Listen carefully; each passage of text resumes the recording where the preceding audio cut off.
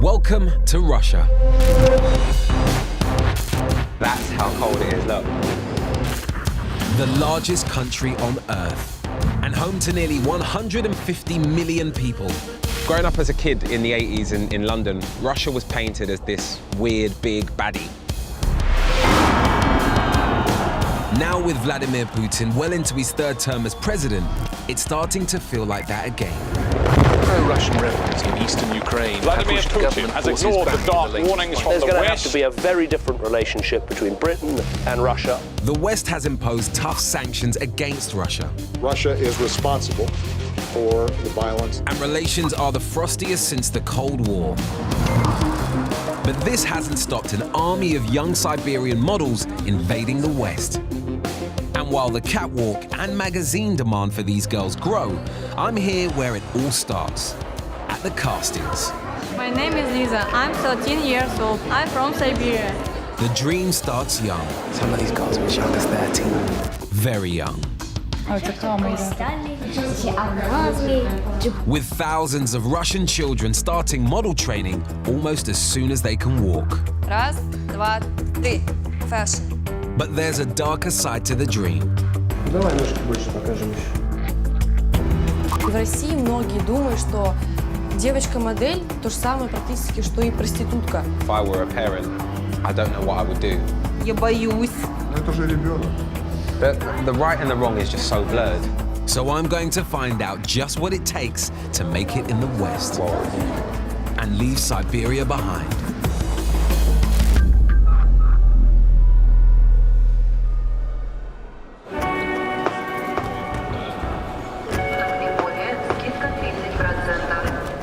At over 9,000 kilometers long and crossing 8 time zones, the Trans-Siberian Railway is the longest in the world.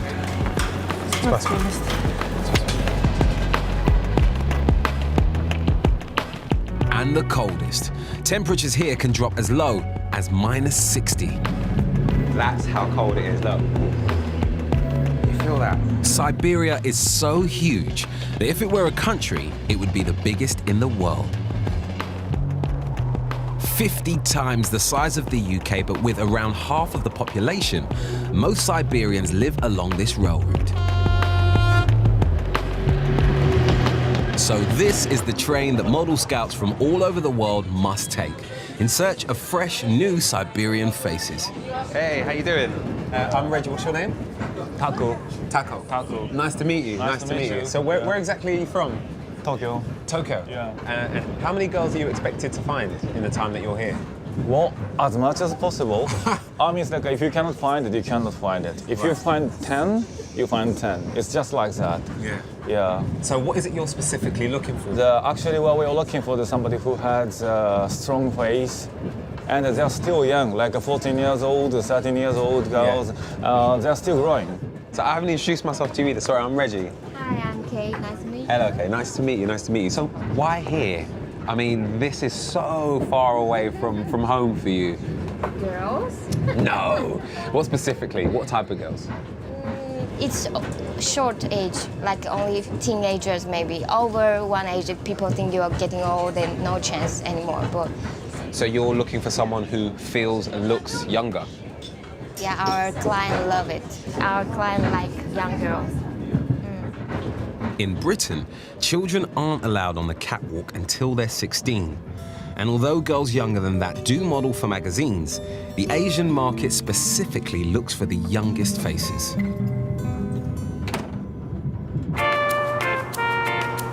The first stop on the model tour is the industrial mining city of Krasnoyarsk, 3,000 miles from Moscow and a world away from the UK. In Soviet times, Siberia was where political prisoners were sent to die. A few decades later, and it's not how I imagined it.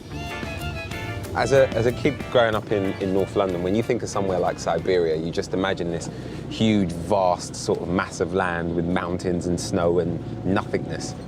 But the bit that I'm in right now, it could very easily be somewhere in the UK. You know, there's literally tower blocks everywhere. We very easily could be in Peckham. And this is where the glamorous life of a Siberian supermodel begins, at a casting organised by local agencies for the visiting talent scouts. And coming to a casting like this really can pay off.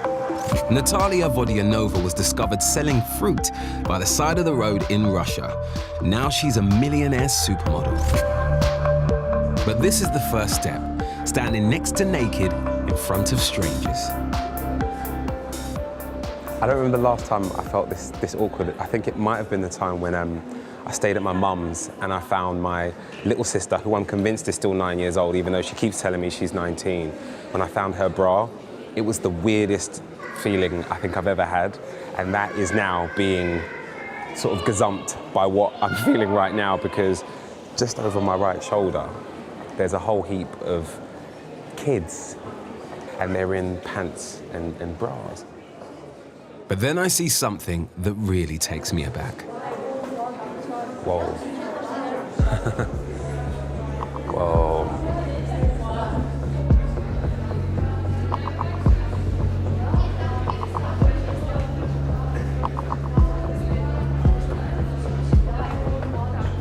They're all so young.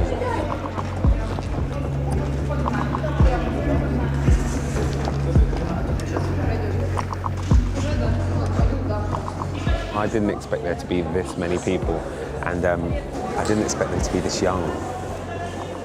It looks like everyone here is about the age of, I don't know, maybe 15, 16 tops. Then the director of Noah Models arrives. Tigran Kahatrian has been running casting sessions like this for 20 years. As if these girls weren't standing up straight enough already, there's suddenly been a bit of an atmosphere change in here, because there's a guy that everybody is shaking hands with. Hello. Hello, Reggie. I'm Tigran. Nice to meet you, Tigran. Could you explain your role today? Well, the role is to select girls primarily for ourselves, to send all across the world for them to work. There are many young girls here. And what sort of numbers are you expecting today?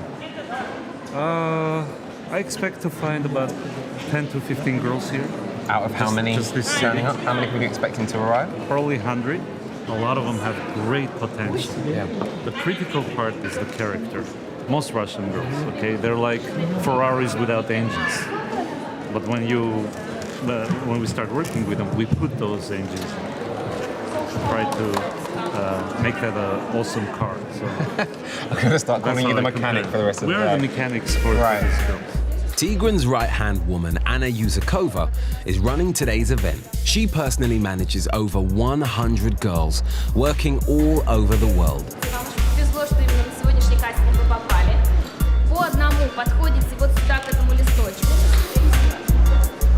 Bless them, on their cards, they've got their name and their age.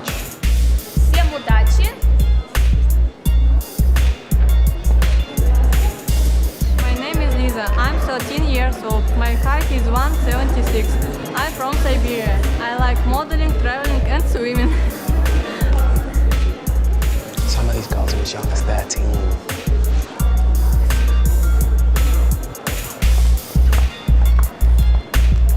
If any of the scouts like a girl, a code letter is added to their card.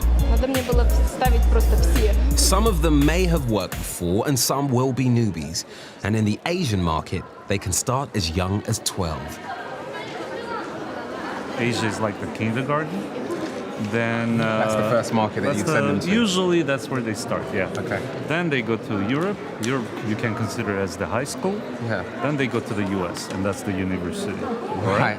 So what are you looking for? What can you tell already?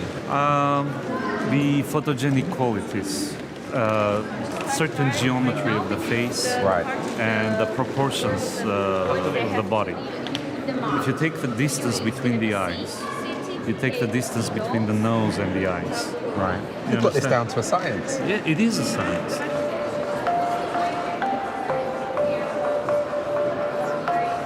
It feels like a really strange thing to say, but these young women are trying to get a job, you know, and in any other environment they'll be holding up their CV, whereas here, their CV is their body. It's the way they look, it's the way they walk, it's how they smile, how confident they are. And when you see the people who are the right way, quote unquote, you can really tell the difference.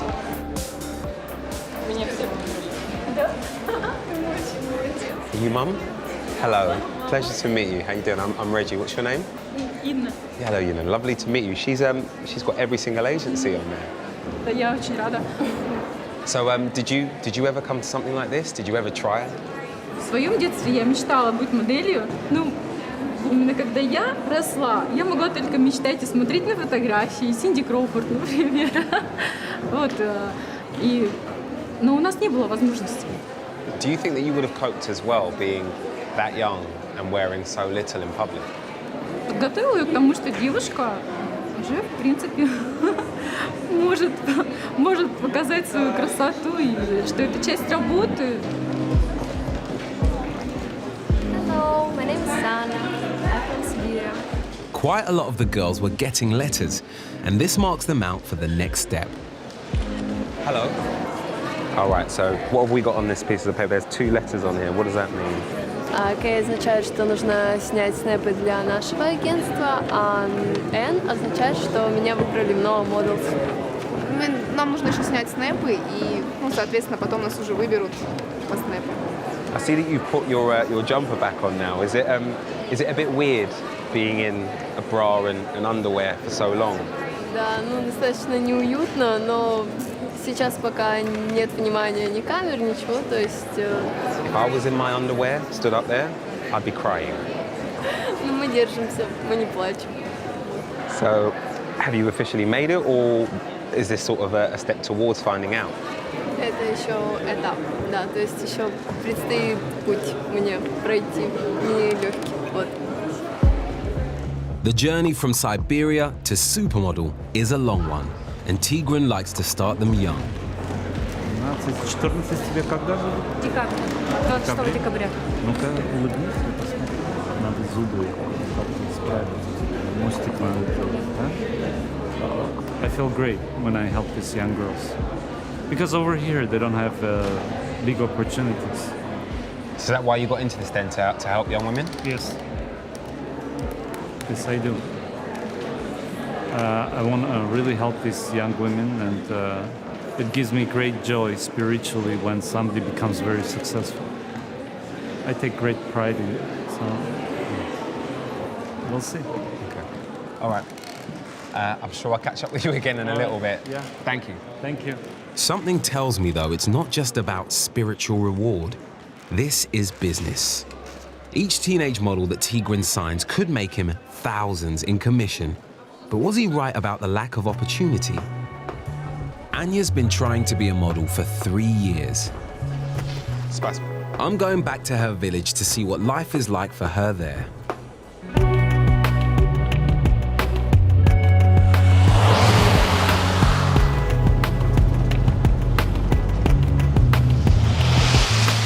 Now this is what I imagined Siberia would be like. It's only an hour outside of Krasnoyarsk, but it feels a million miles away. Anya's lived all of her life in a village in the middle of a forest called Ovsyanka. Anya, this couldn't be any more different to where I grew up. I mean, what's it like living here? Это очень сложно, но этим самым ты закаляешь свой характер, ты подстраиваешься под этот ритм. Being a guy who grew up in a big city like London, there are opportunities literally everywhere I look. I mean, what sort of opportunities do you have growing up here? Конечно, за границей возможностей гораздо больше. То есть это и найти хорошую работу, и получить отличное образование. Я бы, например, хотела продвинуться в искусстве. То есть, но здесь мне представилась такая возможность побыть моделью. И, конечно, мечтаю все-таки уехать. The Russian education system is good. More than half of Russian girls go to university. But in a country where even doctors make just over £400 a month, I can see the temptation to work abroad. Hello, how are you doing? Здравствуйте. Татьяна, очень приятно. Nice to meet you. Anya lives in a one-bedroom flat with her mum, Tatiana. Her father died when she was 4, so Anya's mum brought her and her brother up on her own. And is that one of your paintings? That's beautiful. Oh, wow, so this is your art as well. Look at this. It's me. Very nice. Anya dreams of being an artist, But finding a way of making money out of that feels like a pipe dream. How realistic is it to have a career as an artist here? В Сибири, вот где я живу, больше есть шанс добиться результатов в модельном бизнесе, чем в искусстве. Поэтому я пошла в модельную школу, так что все связано с модельным бизнесом. You know, being totally honest with you, it seems as though this is where your heart is, and modeling is definitely where the money is and where a career is. Но все-таки нужно думать о реальной жизни, да, то есть ты не сможешь всю жизнь рисовать и на этом заработать миллионы.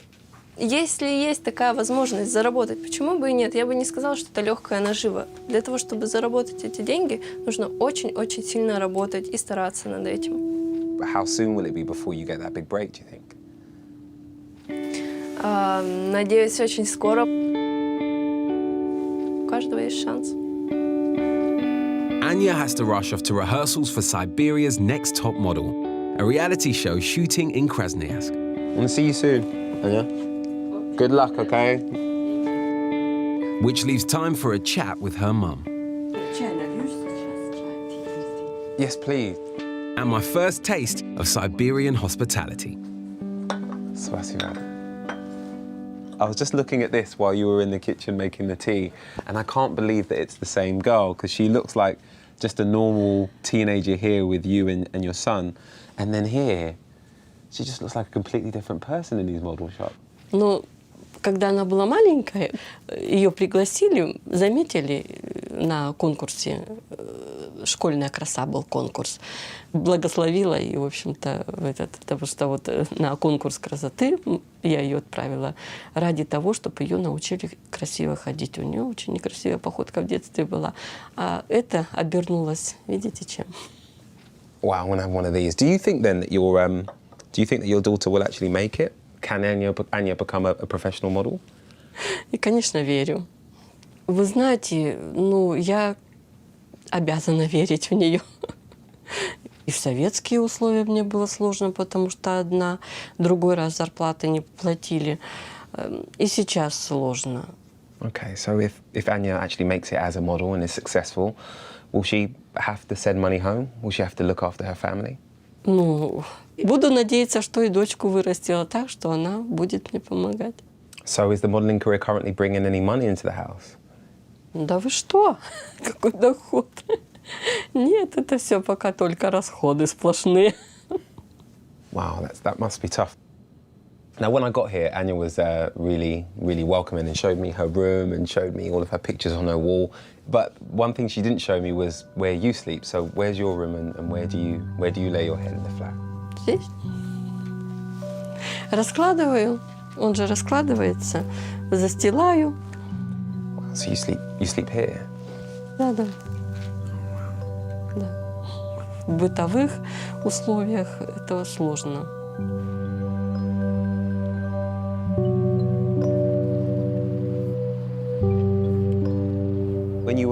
When you see just how humble home is, you can understand why Anya is so focused.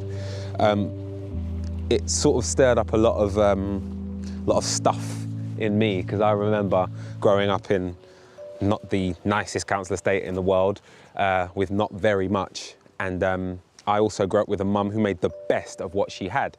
And when you've got someone like that looking after you, all you want to do is look after them.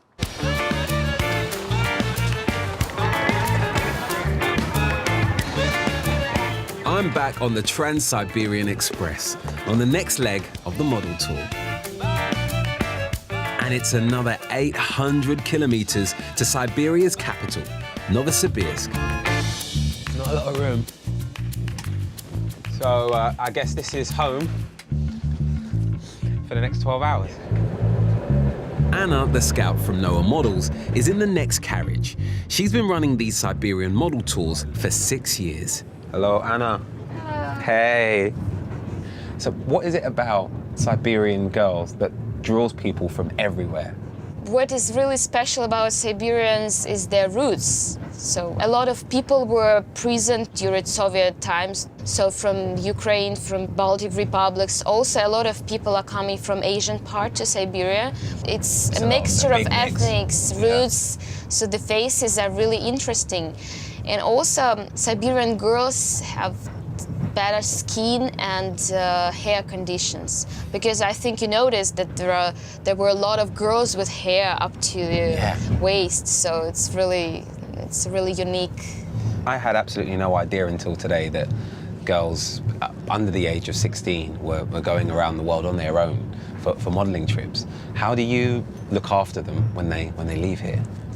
It's not only me who look after them, we are making the big team all together. So it's the local agency in Krasnoyarsk or in Novosibirsk where we're going, and also the agencies we are working with.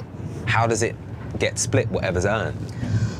Tickets, then transportation, accommodation, allowances, all advanced by the agency. If the girl doesn't cover this expense by her jobs, she doesn't have to return the money. So a successful girl, a girl who does well in maybe the Asian market or European market, how much is she likely to earn in a year, just roundabout? So if we don't talk about like top model like Kate Moss or Claudia Schiffer, if we are talking about just normal models, successful working models, it can be like 20,000 per month. US dollars, 30, pounds? 30, yeah, like that. US dollars? Yeah, USD. 20 grand net a month for a 15-year-old girl from Siberia. That's a hell of a... That's for a 15-year-old girl from London, that's a hell of a lot. But we say about highest rate, I mean. So it can be, sometimes the girl come back home with zero because their expenses were more than their earnings. So next trip could be more successful. Yeah. All right, well, I'll let you get on. Good talking to you, and I'll see you in the morning. Sure. Okay. And I hope you will enjoy my home city. Your home city, yes. I'm looking forward to it. It's still 10 long hours till Novosibirsk, but at least I'm in business class. It's been a very long first day in Siberia, and a bit of a culture shock. To begin with, I just felt really, for want of a better word, and not to sound like a complete sap, I felt quite sad at the beginning of the day because I just saw so many kids stood there in their underwear, desperately clutching at a chance for a better life, desperately clutching at a chance to do something, to make it. But you know, the more the day went on, the more I understood that these teenagers aren't being forced to do anything. They've put themselves there because that's where they want to be, and they see it as an opportunity to do something else. It's a really strange day.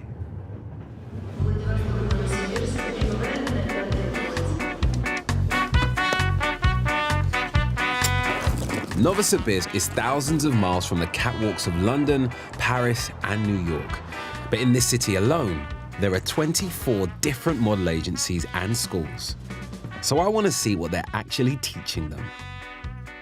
Hello. Hello, hey. How you doing? I'm Reggie, nice to meet you. My name is Olga. Hello, Olga. Я директор детской школы моделей Global Racial Models. Раз, два, три. Переходим. Girls start these classes as young as 4. Хорошо. Вот так вот. Стой, смотри. Тогда поворот сюда. Learning to walk, pose, apply makeup, and diet. Today there's a fashion shoot for their portfolios. It's like behind the scenes at the Paris catwalks, but with young kids instead.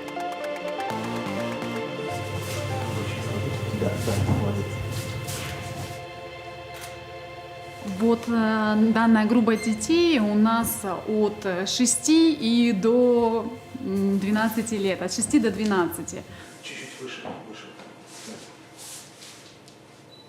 She's a little pro, look, she's hitting the poses straight away. Excuse me, hello. Hello. Hi, is this your daughter? Yes. Ah, nice to meet you. Hello, Mum. Mum and Dad, right? Hello, lovely to meet you. Lovely to meet you. How old is she? 6 old. 6 years old. Wow, so she's really young. Just a generation ago, during Soviet times, there was virtually no modeling industry in Russia. How do you look at models here in Russia? Because there are so many girls that want to do it. Я отвечу за него, то что отношение к моделям как к девушкам легкого поведения на самом деле. Это казалось, что более доступные женщины, естественно, любой папа не хочет, чтобы его дочь была доступная для всех. Но я постаралась ему объяснить и привела, как раз оставила его на занятиях, чтобы он посмотрел, что там идет нагрузка хореографическая, то есть это растяжка, полностью поддержка физической формы. И дело по отношению к легкому поведению здесь никакого вообще абсолютно нету. Why do you think that there are so many negative connotations when it comes to modeling? Ну, наверное, у нас еще там в Советском Союзе это пропагандировалось именно телевидением, властями, то есть то, что это сравнивалось на уровне с проституцией. Hello, what's your name? Zlata. How old are you, Zlata? You're 12.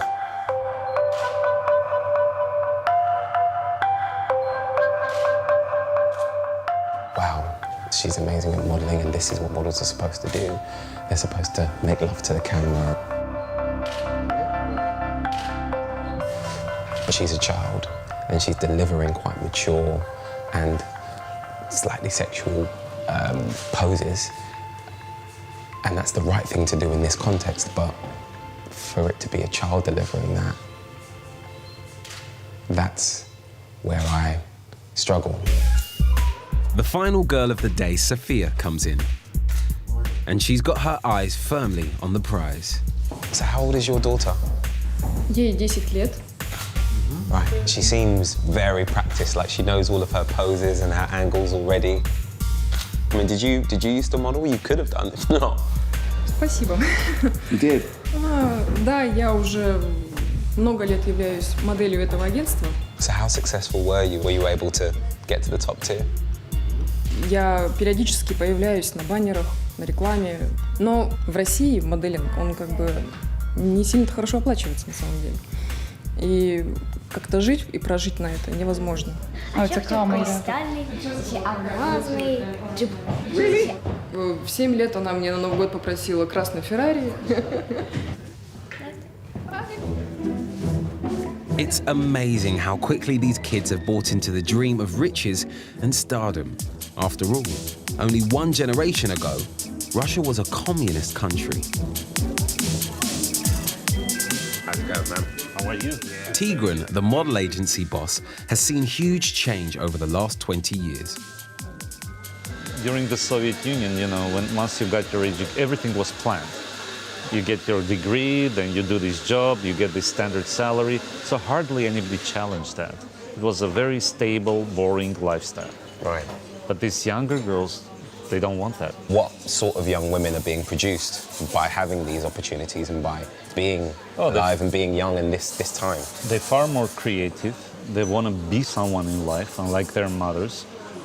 You know what it takes? I mean, what happens when you send a 14-year-old girl from a poor or average family to Japan, let's say, and she comes home with $20,000 that she earned in 2 months.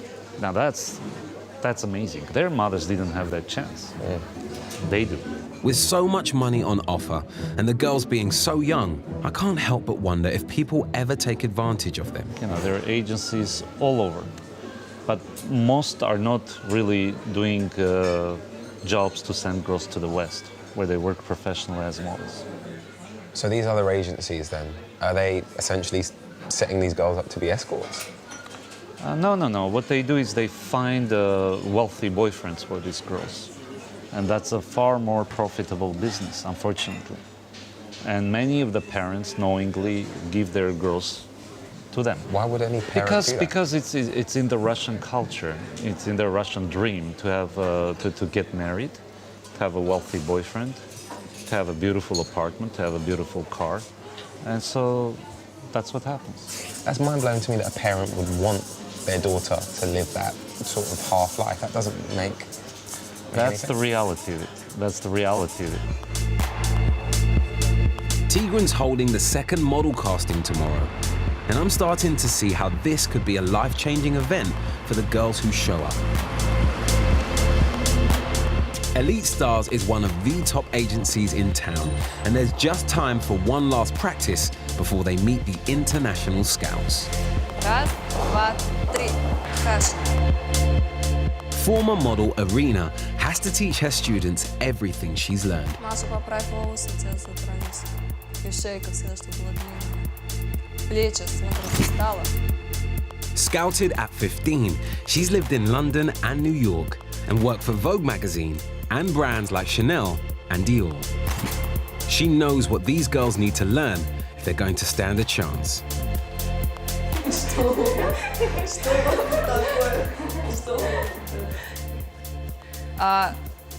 Reggie, right? Yes. Reggie. I want you to help me with English class. Oh, wow. Yeah, because the girls, they're gonna go to work in a modeling agency in Paris, London, Tokyo, everywhere.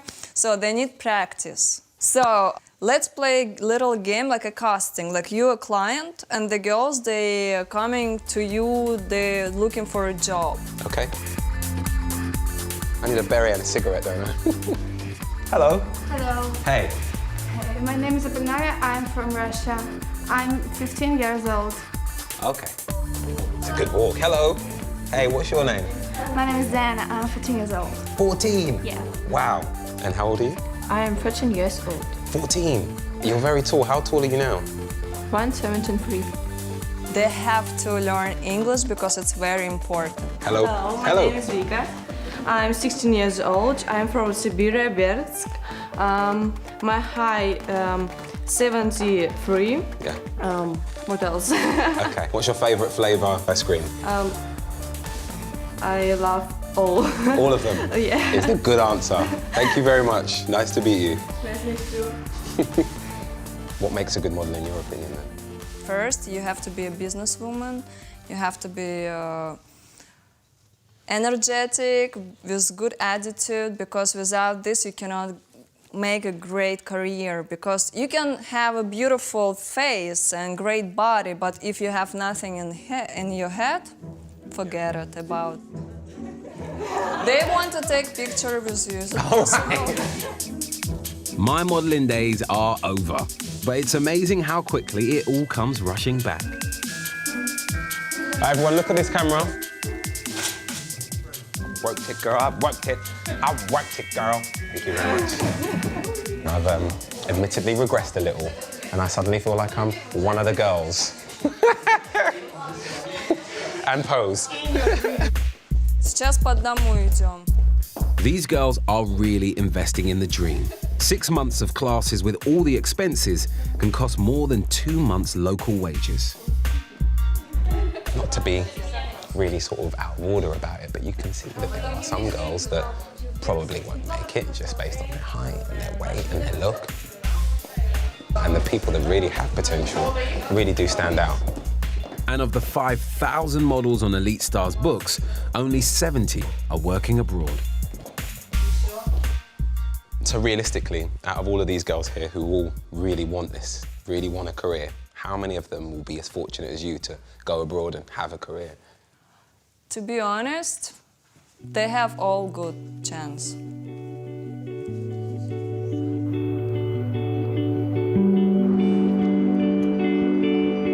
The casting is being held later this afternoon. Hey, Vika, hello. I met Vika yesterday, but all I really know about her is that she likes ice cream. Hello, I'm Reggie. She lives with her single mum, Natalia. God, you need so many layers, it's so cold. Okay. Cold, really? Yes, this is cold. You're telling me this isn't cold? For me, it's not cold. It's okay. You're abnormal, so this is your place, this is really Yes. cute. Where are we headed, in here? Yeah. Okay. So you love a flower, don't you? Yeah. It's a one-bedroom flat, so Vika sleeps in the living room. It's my favorite flower. Oh, there's loads here, look at all of these pictures. What's this, Elite Stars? Yeah, it's my diploma, and I have a title, Miss Elite Stars. Miss Elite Stars? Yeah. What's that? Oh, so you won the crown? По обучению среди групп девочек, которые выпускаются, выбирают Miss Elite Stars, и я и стала. Look at you. Nice.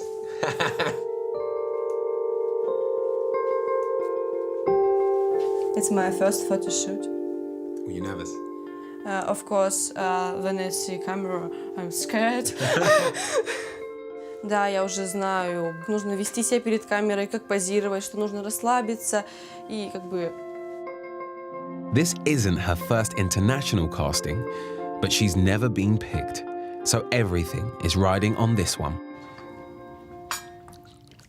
Мне нужно скинуть примерно 2-3 сантиметра в бедрах и 3 сантиметра в талии. How do you go about it then? Я сижу на гречке, и целый день ем только гречку, пью зеленый чай и воду. Buckwheat was a staple of Soviet cuisine, so I'm a little bit nervous. So this is where I can't say no, isn't it? It smells like hot Weetabix. You wouldn't have this with anything? Да, без всего, без соли, без специй, без всего. Только гречка, вода и зеленый чай весь день. Вкусно.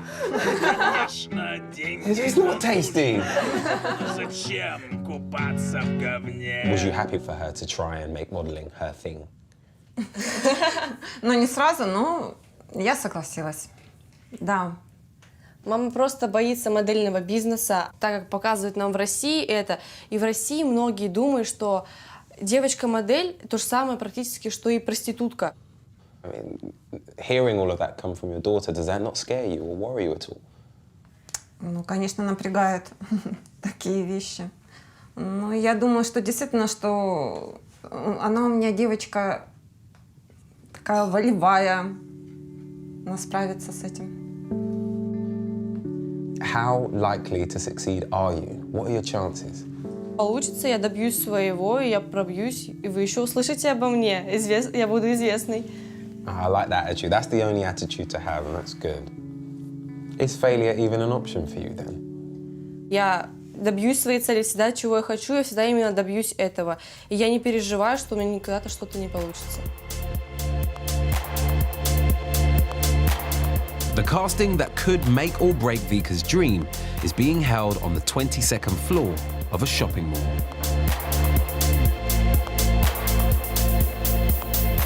I ought to be getting used to this by now, but it's still surprising how young they are. Региональный скаут No Models Анна Южакова, с которой многие из вас знакомы. Anna's running the casting again, and there's a new foreign scout I haven't spoken to before. Все, всем удачи. Давайте к нам по одному. I'm Reggie. Yes, nice to meet you. What was your name, sorry? Lionel. And where are you from, Lionel? Paris. You're from Paris, Yep. right. So are you casting specifically for Paris today? Yes. The objective is more to find some model who have the potential to appear in the shows like Givenchy, Dior, Saint Laurent. So you're saying that one of the girls or some of the girls in this room could walk at Fashion Week? Of course, yes. So what is the ideal for you today? I mean, the Asian market was specifically looking for someone with a smaller frame and that height didn't matter as much. No. What's your criteria? Yes, in our case, if you want to appear in the shows in New York, in London, Milan or Paris, you need at least to be 177. Okay. That's the minimum height. Because you do first the dress and then you select the model. In fact, Lionel's already found a girl he's interested in. Those pictures are incredible. They're really impressive, right? Don't know where she has been before. Philippines. Yeah, Philippines. Yeah. She started to work at 14. Now she's 15. Never know that from these images. It's unbelievable. And this is the model face, when you can transform it to any age, any style. Excuse me, what's your name? Hello, nice to meet you. Do you speak English? A little bit. So on your first trip abroad, did you work much or did you not get much work when you were there? Был очень большой профессиональный опыт, было очень много работ, кастингов, и было очень много шоу. So you made good money then? Да. Yeah? But with things going so well for you in the East, are you trying to set your sights on the West now? Is that why you've come today, to try and get picked up by our man from Paris? Я уже побывала в Азии, узнала, что это такое, и хочу очаровывать людей в другой части мира. So do you look at days like today as a competition, or you're not even bothered about other people being here? Конечно, я почему-то по жизни всегда лидер, у меня охота всегда выделяться. Может быть, я родилась для этого. Больше никто не разговаривает. Спасибо. The competition's tough, and I'm worried for Vika. It's her big moment, and she looks so nervous. She's brand new. Yes. The other girls seem to be getting a positive reaction. But what about Vika? У тебя сейчас вот эти, не буду снимать снэпы. У меня хорошие снэпы есть.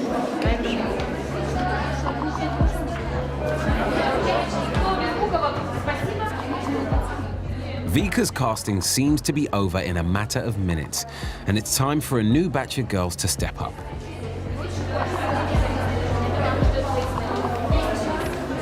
And how did it go? Плохо, потому что мне сказали нет, мне сказали худей. Ну, у меня есть лишний сантиметр в бедрах. 1 centimeter, they said. Yes. That's pretty harsh criticism about just the 1 centimeter.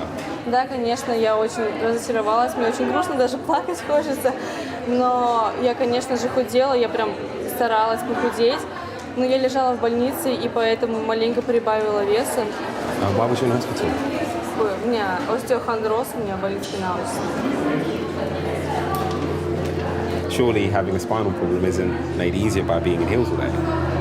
Да, это, конечно же, ухудшает. Я чувствую очень сильную боль в моей спине, особенно когда я стою на каблуки. И сейчас то, что я дефилировала и как бы ходила очень много, у меня опять очень сильная боль. Well, I'm not casting you. Take them off. Get them off. Come on. Get them off. You know, it's really funny. The minute you take your heels off, suddenly you look like a 16-year-old girl again. Suddenly your hair falls in front of your face and you look younger. Окей, я понимаю. All right.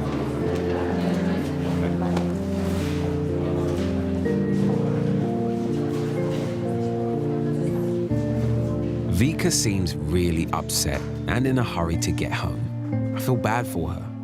I know how hard she's tried. The truth is, around 90% of these girls won't get picked. But that doesn't stop them trying.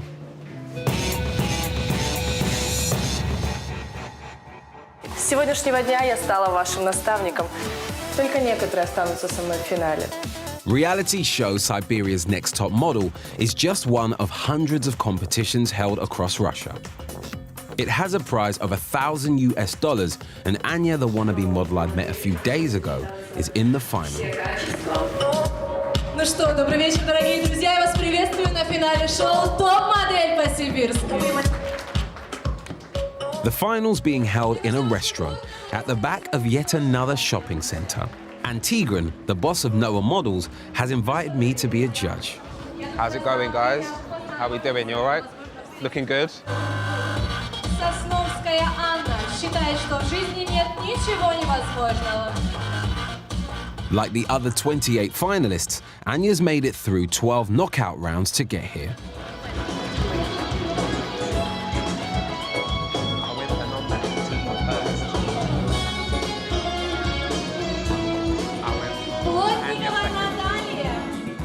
But this evening's about more than just winning this local contest. The international scouts are here as well. Amazing. Ну а сейчас я буду вручать контракты и карточки, и не только от Noah Models, но и композитки от 3 агентств, которые сегодня присутствуют, которые видели вас на кастинге.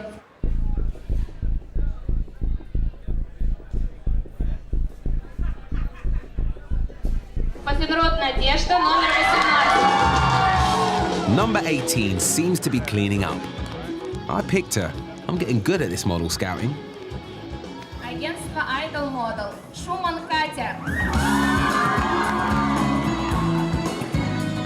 Contracts are being handed out for work in Europe and Asia, but there's nothing yet for Anya.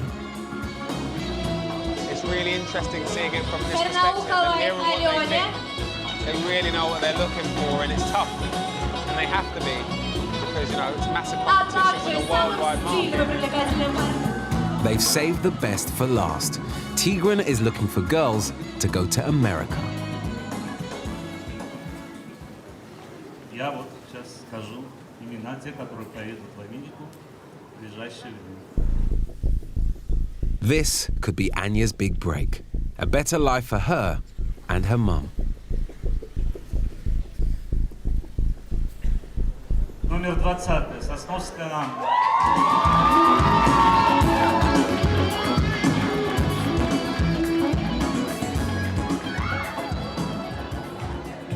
Just seen the golden girl.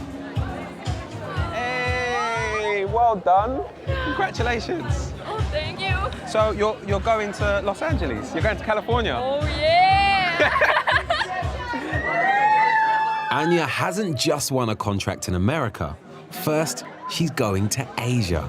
So it's not just California, it's India as well. You're going to be going to 2 corners of the world off the back of an evenings of competition. I mean, how are you feeling about all of this, Mom? Ну, я вообще, конечно, в шоке, можно сказать. Для меня неожиданно, очень неожиданно. Anya, you've taken your shoes off. Is it that point in the night? Is it time to finally let your hair down? Да, наконец-то я достигла своей цели, первой поставленной. Well done. Congratulations. Well done, and congratulations to you too. Всего доброго. Thank you. Thank you. Anya's not the only winner. Excuse me. Sorry to interrupt. I see you've got flowers. Did you win this evening? You have?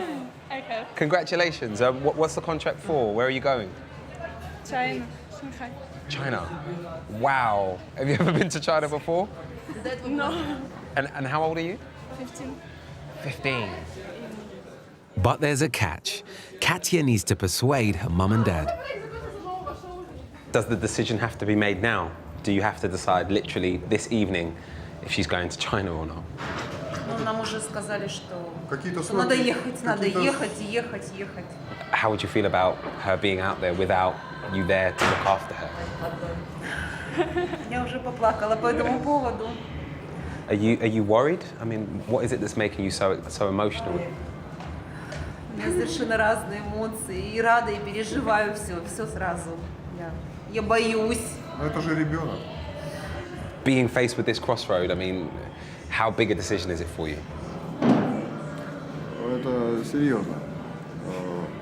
Скажем так, возможно, это решится, может быть, ее будущее, а может быть, в будущем она будет потом где-то ненавидеть, если мы вдруг не отпустим. Do you think mom and dad are going to say yes? Maybe. One word in English. That's a good English word to use. It's the perfect word for this moment.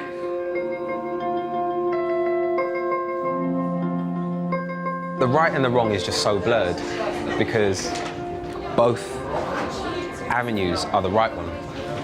Letting your daughter start this career is the right thing to do, but also not letting your child, your 15-year-old child, go to China on their own is also the right thing to do. I don't envy their decision. And if it was my kid, I might say no as well.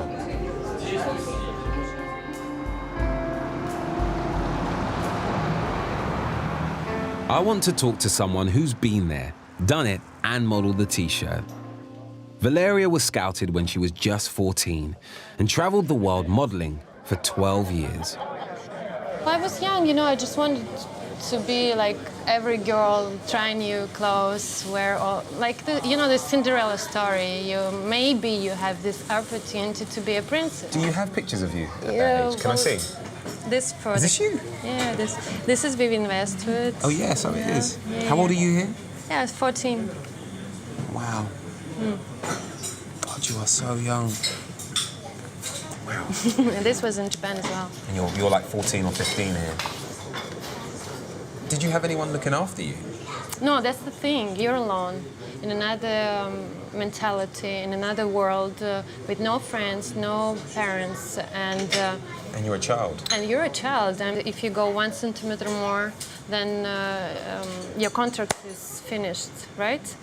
So now I was paranoid that I'm fat, but I was not fat. How much money were you making at that age? From 20 to 50,000 US per month. That's a lot of money. You say it so flippantly, but that's a lot. Yeah, but you have tickets, then flight per month. You don't understand what is the contract. You don't have a lawyer. All you have is 10%. So you're making a lot of money, but you never get them. Some girls that don't know what to do and they put themselves in troubles. What sort of troubles? I mean, They're actually selling the girls for guys, you know, just to hang out with these guys, and they're paying to the bookers. so random men would pay money to have young models just to hang out with them. Yeah, of course, a lot of girls, they think that they are models, but then they become a prostitution, you know. How often does that sort of thing happen? Well, some girls, because they're scared, because people say, I will not give you a passport, you will not go to your motherland, you have to make money and you have to find the way to make money, and it's the reality, real reality of this fashion industry. St. Petersburg, Russia's second biggest city and the home of Noah models. It's 6 a.m. and I'm at the airport to meet Anya. She's flying in to shoot the portfolio she'll need for her first contract abroad. Hey! And surprise, surprise, Katya's made it too. Good to see you. How you doing? Hello, hello, hello. Where's your bags? Is that all you come with? Come on.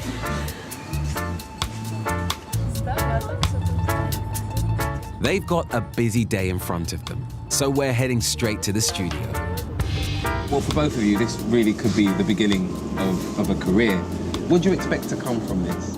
Я думаю, что это какой-то толчок, то есть начало, и, как сказать... Для Кати это хоть и маленькая, она едет впервые, поэтому немножко путается в ответах. Вот. Но я думаю, для нее это очень важно, как и для меня, собственно говоря. О, здравствуйте!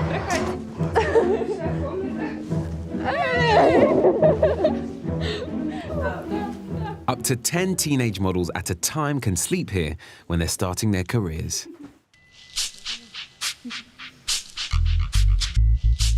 This is the biggest photo shoot of their lives. And the work they get when they start abroad will depend on how good these shots are. And so it begins. Забывай про, лицо, руки. Все должно быть расслаблено. Не. Как можно проще. Вот стоишь. Yeah, that's not the most excited I've seen it, that's for sure. Next up is Katya. Так, спокойно. And she looks incredibly nervous. I think reality has suddenly started to set in. А, это подкладка? Ну давай ножки больше покажем еще. Давай, не стесняйся. Сколько тебе лет? 15. 15? It's hard work for the girls. This is their first proper taste of the modeling business. But I want to know if Tigran honestly thinks either of these girls can make it big overseas. Based on how much you know about these girls at this stage, how realistic is it for them to make it? They can make it to certain markets now, not to every market. You know. Just how fair do you think it is that, you know, so many girls get taken on that don't necessarily have everything that it takes? We're giving them an opportunity in life to become someone, to do something more important. So would you do I this? mean, what would the girl do in Krasnoyarsk? At best, I mean, think of it. Or in Novosibirsk, you know, finish high school, go to college, have a diploma, and then do what? Go get a job for $500 a month, marry someone at a very young age, have a baby, most likely get divorced. This is what they're facing. That's the reality what they're facing. What do you think the parents think about the role that the agency plays in their daughter's career? The parents, of course, they want their children to be more successful in life than they have been. So they allow the girls to go to the West and, you know, become models. We have to understand one thing, that for a Russian to go abroad, in general, even as a tourist, is a huge advantage because they need visas, literally, to go anywhere. So it's a great opportunity for their daughters. and a great basis for a business like Tigran's. But one thing's for sure, the girls seem absolutely determined to grab this opportunity with both hands. Model room. How are we doing, girls? You okay? Okay. You all right? How did you find today then? Сегодня для меня был большой день. Сегодня сначала как бы он не задался, можно так сказать, но потом в итоге мы собрались с Катей силами и хорошо поработали на славу. Has a day like today made you more excited or made you realize just how much work you're about to get into? Да, и к этому придется привыкать.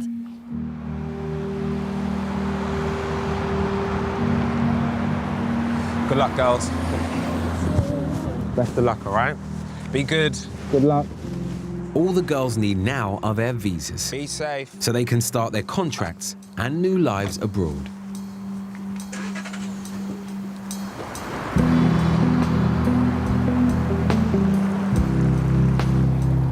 I can't say for certain whether they'll be one of the lucky ones who'll actually make decent money. But at least they will experience a life outside of Siberia that they might not have otherwise.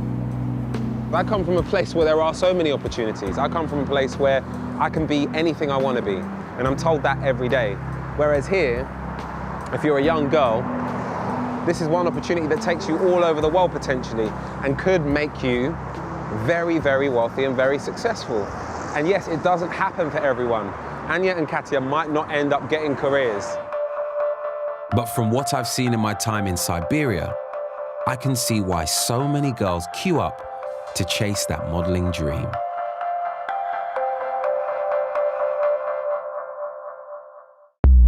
Welcome to Russia. That's how cold it is, look. The largest country on Earth and home to nearly 150 million people. Growing up as a kid in the 80s in London, Russia was painted as this weird, big baddie. Now with Vladimir Putin well into his third term as president, it's starting to feel like that again. Pro-Russian rebels in eastern Ukraine Vladimir Putin has ignored the dark warnings from the West. There's going to have to be a very different relationship between Britain and Russia. The West has imposed tough sanctions against Russia. Russia is responsible for the violence. And relations are the frostiest since the Cold War. So I'm here to find out what life is really like for young people, especially if you're gay. In 2013, it became illegal to tell anyone under 18 that being homosexual was in any way normal.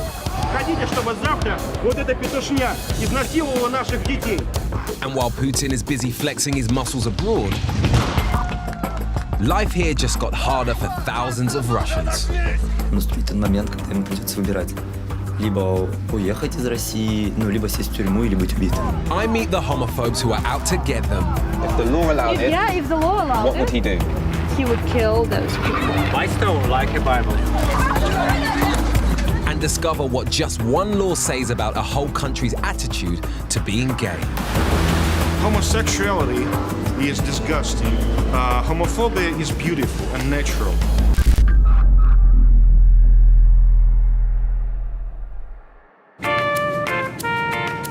I'm on my way to St. Petersburg to attend Queerfest, an annual get-together for lesbians, gays, bisexuals and transsexuals, or LGBT for short.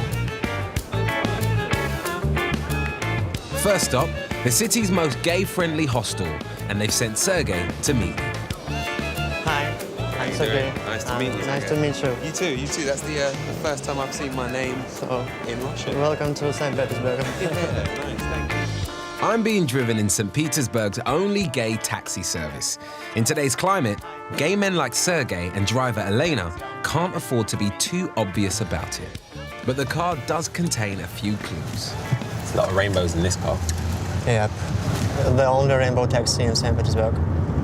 So why did Elena start the rainbow taxi service? Для того, чтобы было нашим людям спокойно и безопасно. According to a recent survey, nearly half of gay people here have experienced some kind of homophobic abuse. But while the situation is serious, the scenery is stunning. That's so pretty. Wow. Beautiful. So it's a church, is it? Yeah. This isn't what I expected Russia to look like. Forgive me, I know that's quite judgmental. I expected quite a cold, industrial, sort of hard city. But it feels like we're in, I don't know, Vienna or Paris. I mean, there's so many beautiful old buildings here. But it's only upper appearance. If you lived here for some time, you would see what situation is. Lenin is everywhere in Russia. The Bolshevik Revolution led to 74 years of strict communist rule in all areas of Russian life. And until 1993, gay people could be punished with up to 5 years in prison, sometimes with hard labor. These days, homosexuality itself is not illegal, but old attitudes persist. For a young gay man, what is this city like? In Russian mentality, a boy must be a boy. Act like a boy, look like a boy. If a boy is dressed not like a boy, yes, he's faggot. You can be beaten only for your appearance, only for your apparel, even if you do not behave like a gay. The idea that someone can't be who they want to be openly, to me, is a scary thought. This is Russian reality, unfortunately. The steps kinda give the gay hostel away, but Sergei assures me many people here don't know what the rainbow flag means. But inside, there was no mistake where we were. Look at this. Well, this is flamboyant. Very colourful. I know. If you're tired of bright colors, just do this way. It will help. It will help for sure. Well, that definitely gets rid of the bright colours. That's cool. Okay, take care. Alright, International Festival of Queer Culture. Queerfest is the largest LGBT event in Russia. 10 days of social and cultural events and seminars, all starting tomorrow. That's interesting. So Queerfest is an 18+ event. You can't go if you're under 18, which is really strange because men, women and children, you see, walk in the streets of London during Pride. Here, you're not allowed to talk to children about homosexual behaviour, activity, lifestyle or anything. The government say the anti-gay propaganda law was created to protect young people from the moral and public health dangers of being homosexual, and it's strictly enforced. It does make me a little bit worried because my mentality alone, if verbalised, is enough to get me thrown into jail. Should I ask the wrong question or should I say the wrong thing and have it heard by the wrong person? Suddenly things could take a really dark turn.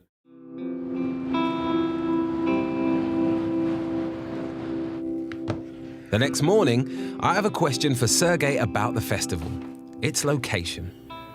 So today is Queerfest, is that right? Yeah. How are you supposed to find it? To call them. So everyone that goes has to call the festival to find out where to go? Yes. I think I've taken for granted the severity of what's actually happening here because I don't think I've ever heard of a festival that's public and free to attend that doesn't tell you where it is. I finally got the address and thought I'd head down there early. But it seems others have got there before me. No idea why the police is here. Shit. There are armed police here. It's understandable that they're here to keep the peace. The only thing I'm worried about is that they are armed. Therefore, maybe they've heard more than I have. As well as the police, I noticed two guys across the road. Who's these two? They've been here a while. So are you guys here for Queerfest then? Actually, we're a little bit afraid to go there. To be involved. So what, are you straight? Are you a couple? Are you friends? Yeah, we're a couple. You're a couple. So why are you afraid to be involved? Oh, do you think that this police is just stand there? Мы напуганы и, в общем-то, довольно это опасно конкретно для нас двоих. Do you resent the fact that you're not able to act in the way that you'd like? Ну, конечно, мы не можем себя открыто, мы не можем брать друг друга за руки, я не могу его целовать или что-то в этом роде, ну, проявлять Любые любовь. проявления чувств. На самом деле, посмотрите, приехала еще и подмога, ОМОН, полиция, то есть... Oh wow, so there's more have arrived. There's a bus full of them. Такие сильные, они боятся, видимо, чего-то. I really want to catch up with these two later, but first, I need to find the organisers. Hi, how you doing? I'm Reggie. What's your name? I'm Alfred. How you doing, Alfred? So what can you expect from a day like today, then? Our friends from homophobic and from Orthodox activists and other people comes here and they trying to not allow us this festival. Yeah. But no sooner have I arrived, everyone starts packing up. Excuse me, what's happening? We left and go to different. So you have to move? Yes. You've been kicked out? Yes. The owner has been in touch and said that it's a safety issue, which is a really poor excuse. Apparently, the ceiling isn't safe for an event to happen here, therefore, they need to leave. On the other side of the door stands Vitaly Milanov, architect of the notorious law against what his supporters call gay propaganda. Excuse me, I'm so sorry, excuse me. Would you be willing to talk to us at all? We were making a television program, a documentary. About what? About young people here in Russia. I can't see young people here. Well, they were. I can't see. I would like to find any young people, except different faggots. But unfortunately, I can't do it because the faggots they hired security. So we, people of Russia, we cannot enter to see what they're doing there.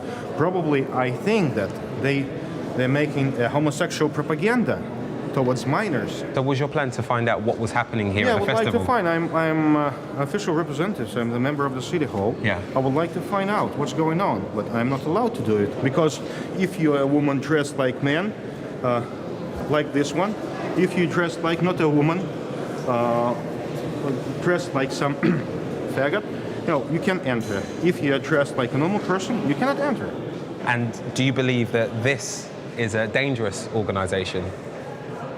An event like Queerfest? A piece of shit is not dangerous, but it's quite unpleasant to see on the street. Homosexuality is disgusting. Homophobia is beautiful and natural. Homophobia is a natural side of people's life. No. I grew up in a country where it's against the law to discriminate against minorities. I'm struggling a bit here. I'm really surprised that a politician and member of the current ruling party can publicly speak in that manner, and it's okay. He picked a young girl and referred to her as a faggot to her face. Even I feel funny saying that word out loud because it's just so offensive. While we've been talking, the organisers have packed up the entire exhibition and moved it to their backup venue 10 minutes down the road. I'm not too sure of the address, but the police seem to know where it is. Go, go, go, go, go, go, go, go, go. And so do the homophobes. Не мешайте, пожалуйста, не мешайте мне. And at the moment, the security that they've hired in are doing their job, but things look like they're about to take a bit of a nasty turn. Вы хотите, чтобы завтра вот эта петушня изнасиловала наших детей, педофилов и извращенцев? The good news is that the security managed to shut the door. The bad news, I'm stuck outside. But at least I get the chance to speak to one of the most vocal protesters. Can you translate some of these signs? So what do these signs mean? What does that say? Not queer fest, it is the fest of Sodom. Russia, it is Orthodox Christian country, and it is not acceptable for us. But the homophobes aren't giving up. So word is apparently there's another way in.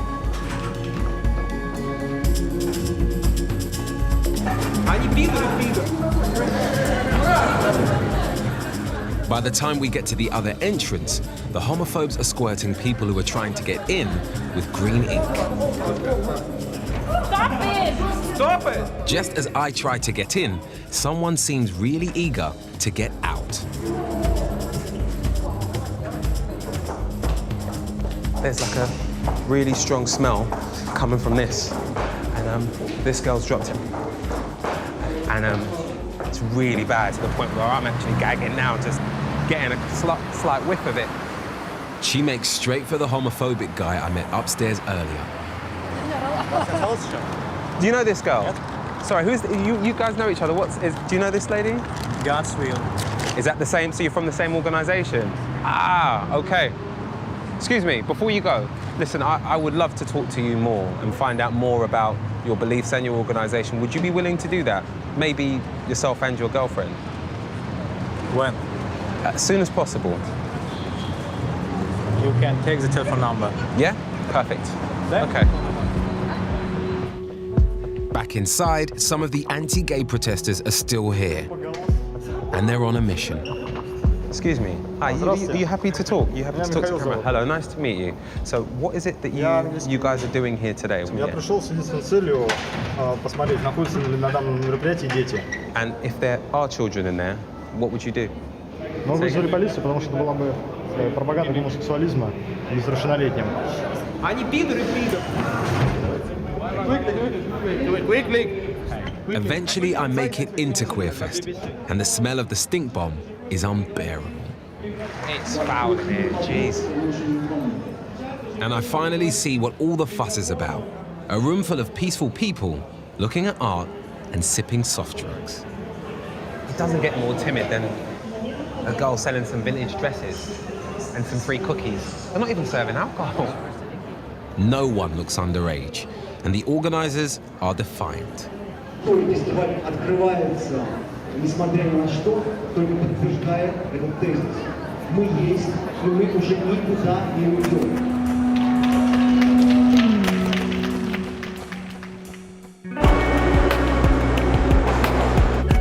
Homosexuality itself is not illegal in Russia, as long as you're over 16. Presumably, there are the same amount of gay people here as anywhere else, but they seem to be keeping a low profile. На самом деле парки красивые в Петергофе, в Пушкине и в Павловске. Vanya and Nasrullah, the couple I met outside Queerfest yesterday, have agreed to meet me at one of their favorite places. Now, I understand that this is a bit of a special park for you guys, isn't it? Yeah. Why is it so special? Here was our first met, when we first met here. So your first date? Yeah. Okay. Did you know, like, yes, I'm really attracted to this person, I really like this person? Но мне он сразу понравился. Мне он сначала понравился в интернете, мы познакомились через интернет. The only way for many gay people to meet here is online, but it's fraught with danger. Откуда Ваня мог знать, что я не нападу на него, не подстава какая-нибудь, Could have been a setup. Очень много в России с помощью приложения Grindr в iPhone или там другого приложения преступники встречаются с геями, с молодыми, и группа из 6 человек нападает на этого молодого человека и отбирает телефон, грабят, деньги, грабят. У нас несколько было таких случаев с нашими знакомыми. Like a lot of gay people in Russia, Vanya and Nasrullah have to work out ways to hide their sexuality, even going as far as inventing a girlfriend. Are there pictures of the two of you together? Ну вот тут, но не очень симпатичная здесь. Сейчас, подожди. Где мы голые, точно. Сейчас я покажу, где мы голые. Oh my God. How does that feel for you, knowing that your partner It's funny. Is it more funny than anything else? Because it is a bit ridiculous, let's be honest. Я перестал относиться к этому серьезно. Wow. So the girl in this situation that's in the pictures, what sort of relationship do you have with her now? Сейчас мы с ней перестали общаться только из-за того, что у нее появился парень. Который гомофоб. Он даже не хочет здороваться с нами за руку. Да, он всегда это избегает, когда подходит к нам. Wow. So is there not a worry then that he could potentially spread the word about the true nature of your relationship? Мы опасаемся, более того, он прокурор. Работает в органах. Да, он работает в полиции, в общем-то. Wow. Okay, well, I really hope that nothing comes from this situation because it's, I imagine, quite scary. Все будет хорошо, я думаю. Главное, я буду с Ваней, и все. Главное, я его люблю. Если бы не было этого человека, на которого можно было бы опереться, то, в принципе, я уже давно бы сдался. As I leave, I can't help wondering who wouldn't wish them well. But I'm about to find out.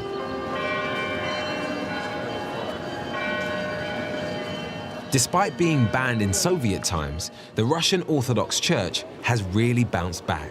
3 out of 4 Russians now claim to follow its teachings, and their views on homosexuality are uncompromising. Dmitry, who I met last night, is the head of a pressure group called God's Will, and he's here with his friend Mila to meet me. Dmitry, hello again. How you doing? Fine, thanks. Мешаем пропаганде гомосексуализма, объясняем людям, почему нельзя быть терпимым к этому явлению. Now, I have gay people in my family. I know a lot of gay people back in the UK. Do you think that they're doomed? Безусловно, эти люди, они враги Бога. Когда кто-то говорит с гордостью, что он гомосексуалист, мерзость, это болевотина. I see. Okay. Now, one of the things that happened in there yesterday was that there was some sort of stink bomb, and you dropped something that looked like the bomb itself. Мы хотели показать всем, что этот грех смердит. It was horrible. Некоторые люди начало тошнить, и они прям тошнили из окна. Suddenly, we're joined by a third member of God's Will, and Layla speaks fluent English. We were trying to oppose people who does that homosexual propaganda, and we did it in the most non-violent of ways. Could you answer the question? We did not have Molotov cocktails in our hands. Would you have thrown a Molotov cocktail? If the law would let me do that, I certainly would. It's the symbol of the stench of sodomy. He would have done it. What would he have done if the law allowed it? Yeah, if the law allowed it. What would he do? He would kill those people. In what fashion? How would he kill them? Как бы ты их убил? By stone, like a Bible. Okay. So if the law allowed it, you'd stone them. Да. То есть, если бы закон позволял, то бы камнями забил. Yes, he actually agreed. Yes. Do you agree? Would you do the same thing? Well, yeah, I guess so. Okay. You're strongly trying to stand for having someone's penis in your anus, and that we see as a disgusting thing. I don't even know. I can't even.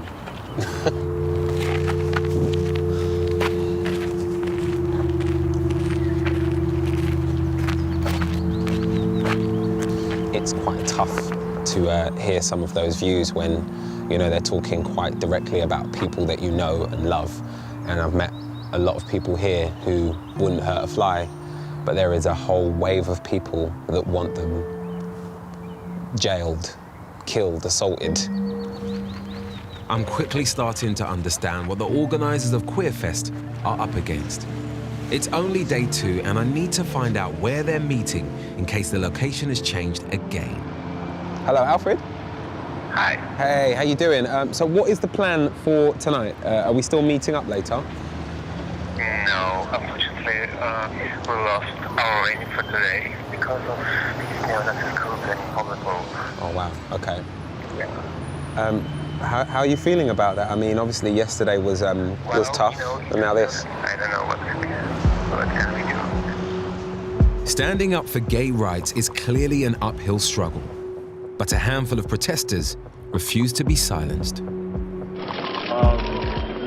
In 2013, gay activist Kirill Kalugin held up a rainbow flag promoting tolerance in central St. Petersburg.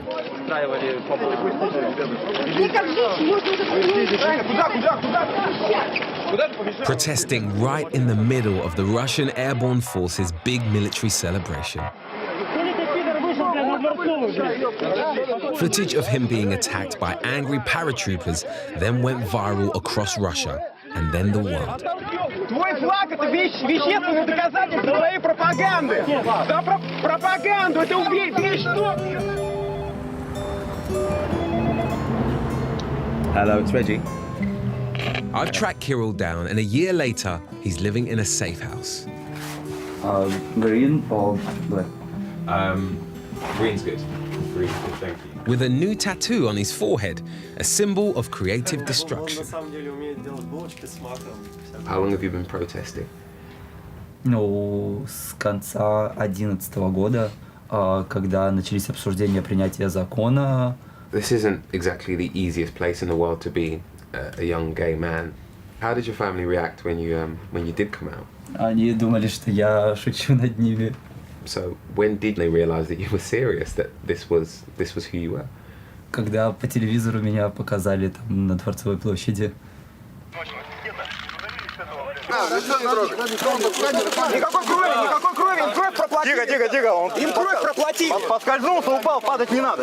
Kirill's been arrested because of his activism. And in Russia, there's now a law that says if you are arrested for protesting twice within 6 months, you can go to prison. Are you scared of going to jail? Лучше пристрелить, чем меня отправят куда-нибудь в подвал или еще куда-нибудь. Ну, то есть, нет, в тюрьму я не хочу. В основном проблема какая, что с таким человеком, как Кирилл, и, скорее всего, срок ты свой не отсидишь, тебя просто убьют. Can you imagine yourself staying here and spending the rest of your life in this country? Я думаю, любой радикальный активист наступит тот момент, когда ему придется выбирать. Либо уехать из России, ну, либо сесть в тюрьму или быть убитым. Amnesty International claim President Putin has introduced 30 new repressive laws to silence opposition, gay or otherwise, in just the last 3 years. One of them is called the Solo Protest Law. Kirill said he'd show me just how it works when you want to protest without official permission. But I'm not too sure why he's brought along a couple of blank placards. Я хочу посмотреть, как будут реагировать люди, как будет реагировать полиция, и что мне будет за то, что я стою с пустым листом. Okay. All right, so why haven't you got anyone with you? Why aren't you protesting with more people today? Потому что если рядом со мной на расстоянии там, 50 метров будет стоять кто-то еще там, с плакатом или с листовками, их сразу задержат. If I joined you, we could literally both be arrested, is that what you said? Kirill seems to be attracting a lot of attention, most of it negative. They seem to be laughing at you. Why are they laughing? Потому что круто, молодец.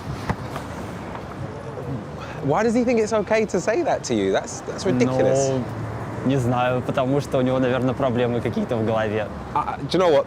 Why not? 50 meters. Do you mind if I join you? Я не против, только надо как-то так разойтись, чтобы 50 метров. I'm gonna keep walking. You tell me when I'm 50 meters, yeah? Я не знаю, насколько. Я думаю... Да, это нормально, нормально. Completely legal. It's a legal protest. It's right. There's nothing on it. Not a word written on it. Completely legal. Whole 50 meters apart. If I look a little nervous, it's because oh crap, I can hear sirens. It's because I'm actually looking for police. Truth is, I guess based on what Kirill was saying, there's a chance that we both could get arrested right now. It's beginning to dawn on me what the law really means. I mean, with the amount of distance between myself and Kirill,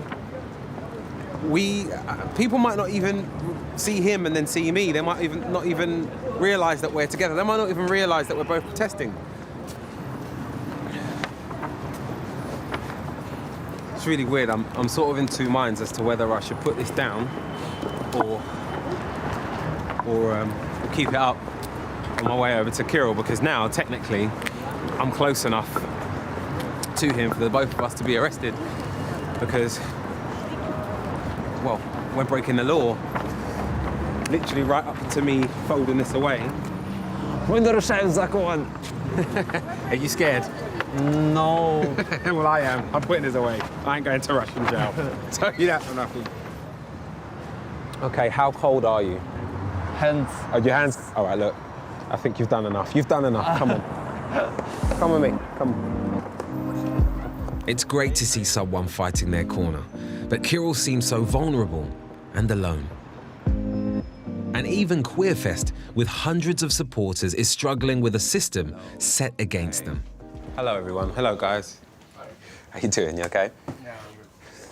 You look really busy. I don't want to disturb you too much. How's everything? All venues that we had, they cut contracts with us. So We're looking for a new venues for... They cut contract? Yeah, right. Well, that's twice in 2 days. I mean, yes, for 2 days we lost 4 venues. Somebody calls to police and said that there is a bomb in this club where we had a concert.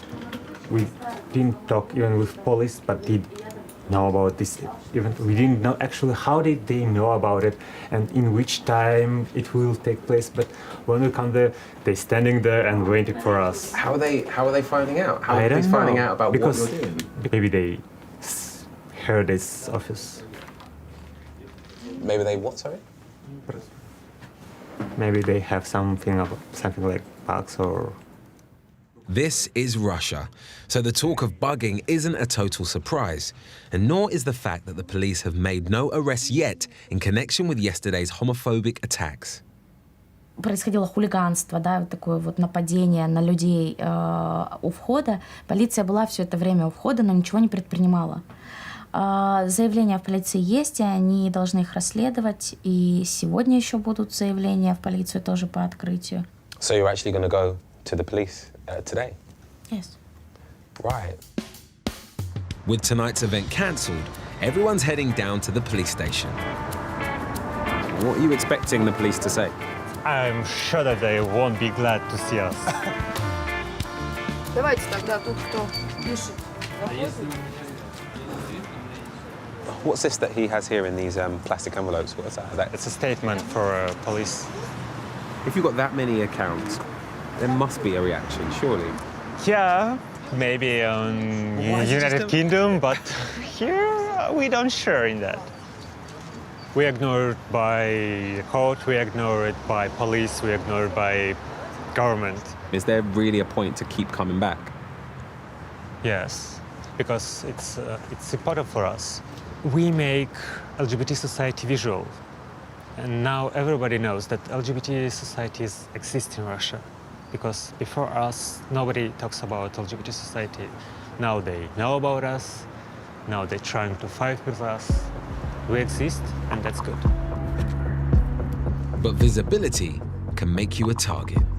Hello. Hey, how you doing? A homophobic website posting the identities and addresses of young gay activists has led to horrific attacks. She looks really young. Ты ее знаешь, Дарью? Daria was viciously attacked 3 years ago and then dropped out of activism for many months. She lives on the outskirts of St. Petersburg with her girlfriend Ksenia and her 2 dogs. Снеша, пошли, пошли, пошли скорее. I love the fact that even the pillows on your bed have dogs on them. Да, это Женины подушки. Женина любовь с животными, собачками, кошечками, они повсюду. Daria has now built a stable and loving home, but things used to be very different. What exactly happened? Я помню, что их было 8 человек. Лица были скрыты масками, в руках были у кого-то ножи. Сначала они кричали, обзывали, ругали.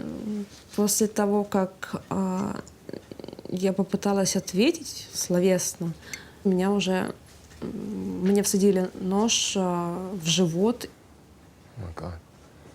Я пробыла несколько дней в реанимации, на грани смерти. Wow, and what happened? Were they caught? Полиция даже не стали рассматривать заявление о нападении. Меня отослали со словами «Лесботин необслуживаем». So if you're not protected by the police, how are you able to stay safe? How are you able to stay feeling safe? Мне было очень страшно выходить на улицу. И я молчала очень долго, пока я не решила, что я сильнее этих людей, и я не дам им меня сломать. Я боюсь, что будет как в прошлый раз. Страшно за нее, именно за ее здоровье, за ее безопасность, за ее жизнь.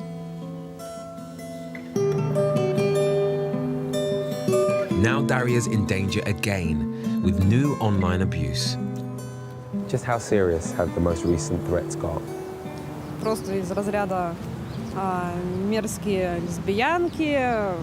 Самое неприятное — это горите на костре, сжигать вас. Do you think there's more of a chance of what happened to you happening again? Да, конечно. И наши власти сейчас делают все для того, чтобы становилось еще хуже. What do you feel about the anti-propaganda law?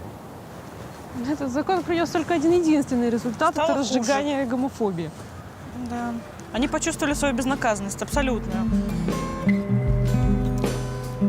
Daria was stabbed by homophobes, and they got away with it. And now maybe this new law is making the situation even worse if it's sending the signal that it's okay to hate gays.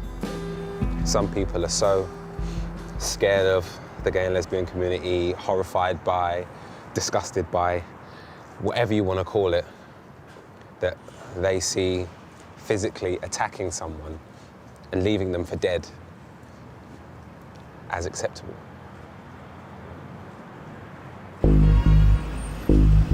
I've only been here a few days, but one thing's for sure, the police are everywhere. And it feels like voicing any kind of opposition could get you into trouble.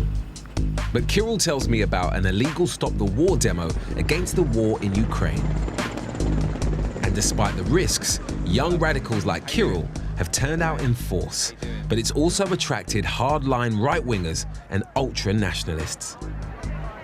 People definitely know your face. Don't you get worried that someone might attack you?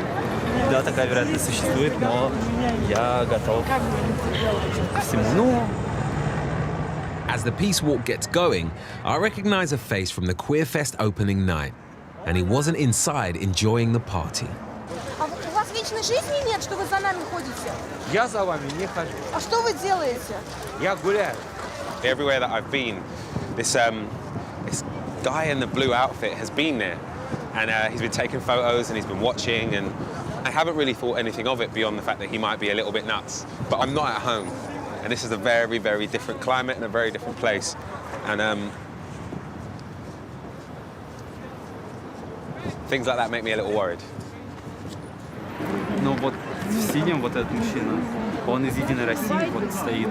Ну, он вокруг него все время появляются наши противники, так сказать. And United Russia is the name of the ruling political party. Excuse me, is that a picture of us? Have you got pictures of us? Right, okay. You've been taking pictures the whole time that I've been here. What's the reason? Для себя, на память. Я веду себя достаточно спокойно, и мои ребята тоже.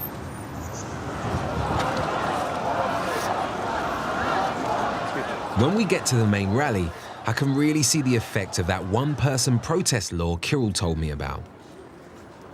I don't really feel like I'm in the middle of a demonstration or a protest because, I mean, everyone isn't wearing the same colour. There aren't any signs or placards, and it's just a really strange atmosphere. Then it becomes clear why the man in the blue tracksuit has been tracking us when he brings over the anti-gay propaganda politician, Milanov. I can see it's your friend. Have you met this man before? No, sure. He's a well-known crazy person from St. Petersburg, crazy homosexual. И этот человек будет говорить, что еще я сумасшедший. Осторожно, у него спидозный какой-то. Беги отсюда, беги. Мы тебя иллюстрируем. Ты еще раз такое скажешь, я тебя иллюстрирую твои уши по твоим карманам, понятно? Это угроза? Я просто прикасаться к тебе не могу, потому что у тебя ложка дырявая. We don't have enough space in Russia for such individuals. Уходите, я здесь стою, это мой город. Ну ты педофил. Just as Milanov leaves, another homophobe quickly replaces him. Вот Кузьмин, который напал на нас в мае. It's Mikhail Kuzmin, who I'd briefly met at Queerfest. И уголовных дел не было, да? What do you think of activists like Kirill and his friends? Я считаю вообще их не людьми. Это просто ничтожество, мрази. Они мне омерзительны. Они просто настолько ущербны. Ну, посмотрите на них, заснимите. Ну, все делается для гомосексуалистов. Их даже в армию не берут. Им все не нравится. Все равно выходят, и не нравится. Не сложи! Я действую исключительно в интересах русского народа. This is supposed to be a peace march, but people like Kirill are getting abused.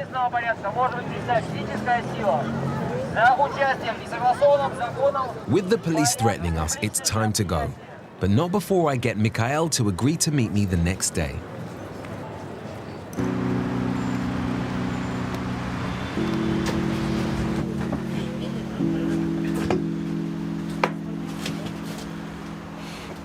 He looks exactly how I feel. It's just so hard to understand the way that people think. I can't get my head around it. It's just really draining trying to understand the motivation as to why people are so full of hate, so unwilling to understand. It's just really bloody sad.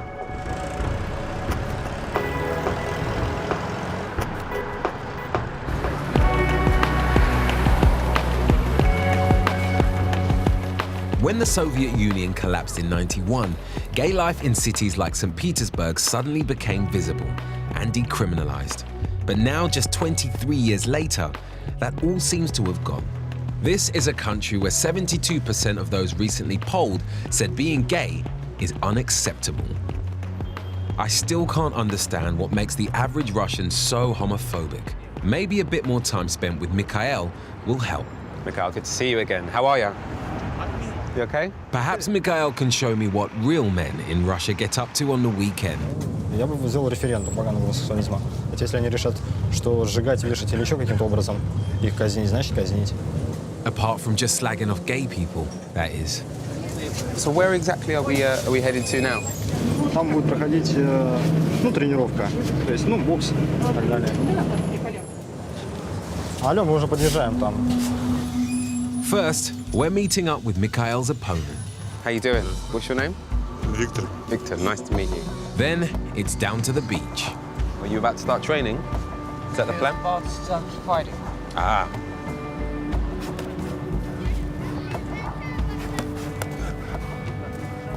На Руси, мы, можно сказать, продолжаем русские традиции, потому что на Руси кулачные бои приветствовались. What's with the knife? Jesus, where'd that come from?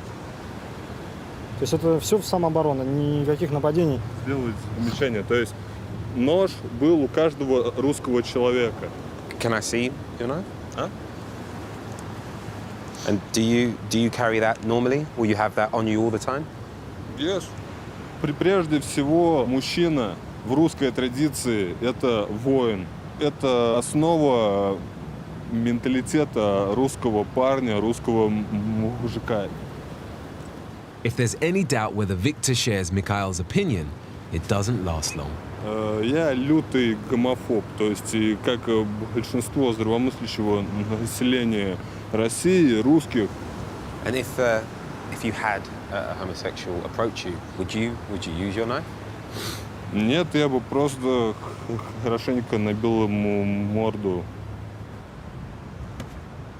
The more I chat to these guys, the more I'm starting to think that they're scared of something bigger than homosexuality.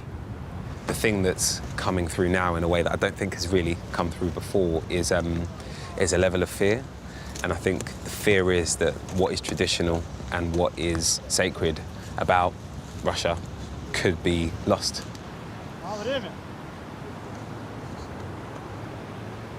Mikhail, you okay? You sure?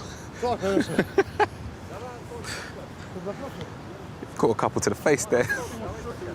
Oh, hang on a second. The police are here. Why are the police turned up? What's he saying? No one was quite sure why we had to stop filming, but guess who's with them? The man in the blue tracksuit. I think we might be being moved on. I'm not entirely sure why. Maybe they heard that we're going to put the gloves on me. Didn't want shit to get real. If I'm going to find out where Victor's extreme views come from, I need to spend more time with him. Luckily, he's invited me to join him for some manly Russian fun. What's that? Спрессованный веник. Его надо размочить горячей водой, чтобы попариться. Сначала вокруг тела веником надавить. So you're gonna hit me?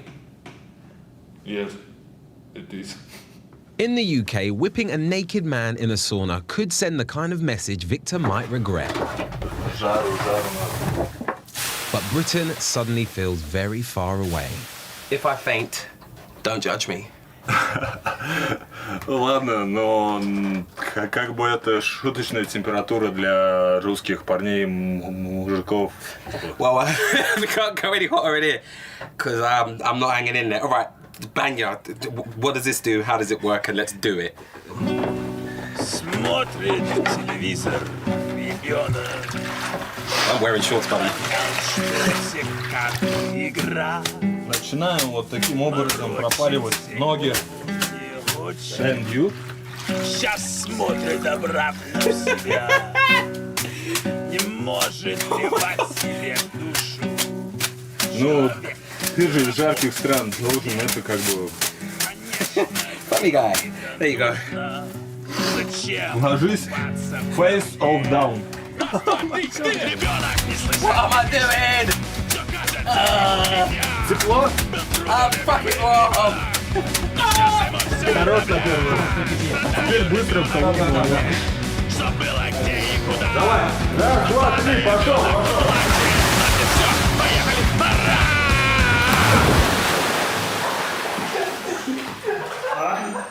Now we've bonded, maybe Victor can help me understand his problem with gays. So what is it that upsets you about homosexuality so much? Is it the physicality of two men being together?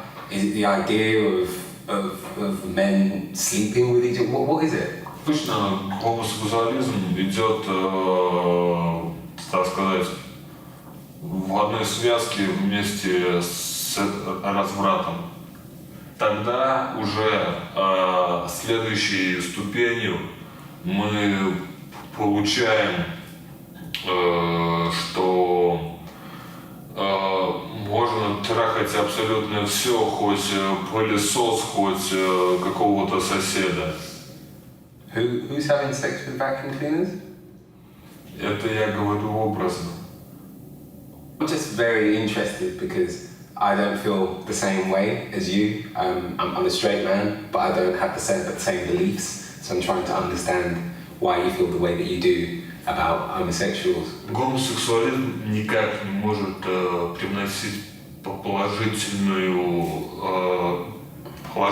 элемент в русскую культуру. But this is happening all over the world, and the world isn't necessarily falling apart because of the existence of homosexuals.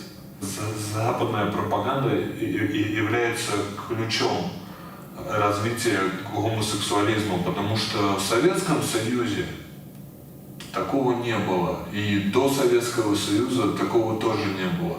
So you think the gay men could essentially pull Russia apart? Do you think society is going to crumble because of gay men?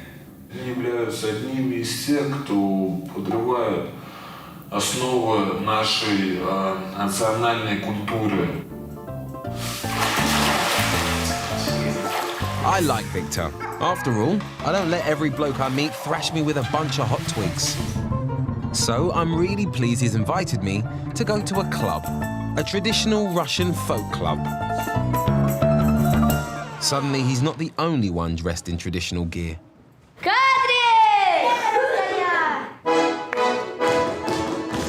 Victor tells me state-funded folk clubs like this are hugely popular in Russia. And they're not going to let me get away with sitting down. Oh, hello. Oh, mate.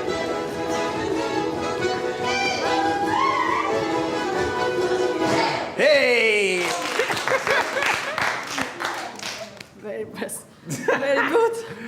У него красиво получилось с бедрами, а вот покажи, как. Вот так не ходили, вот так не ходили. So where does this fit into Russian culture then? Is this part of modern culture, or is this just very, very traditional? Этим танцам уже очень много веков, но сейчас молодежь, собираясь вместе на гулянье, пляшет эти танцы, танцует. How important is doing this for young people? Ну, я считаю, что это, конечно, очень важно, потому что это очень обогащает нас духовно. Вот я думаю, когда вырасту, я своим детям тоже перенесу им эти традиции. Maybe this is what Victor thinks he's protecting, the good old days.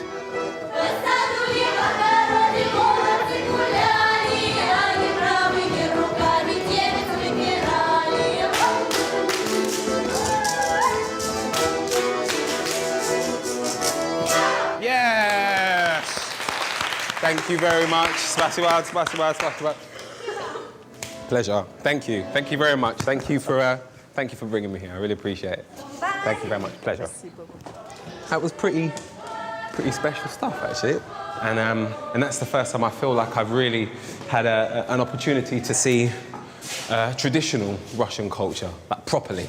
And when you sort of take someone like Victor, who at some points during today has felt like quite a scary character, when you put him in this scenario, you can understand why he's so tied to tradition.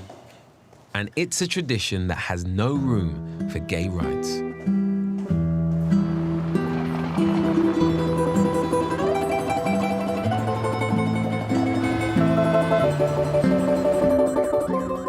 So where does that leave couples like Vanya and Nasrullah, unable to be themselves in public and living in fear of being outed, or worse? It's my last day in St. Petersburg. They've invited me over for a goodbye dinner, and they've got a surprise for me. Mom, this is my mom. Hey, how you doing? I'm Reggie. Nice to meet you.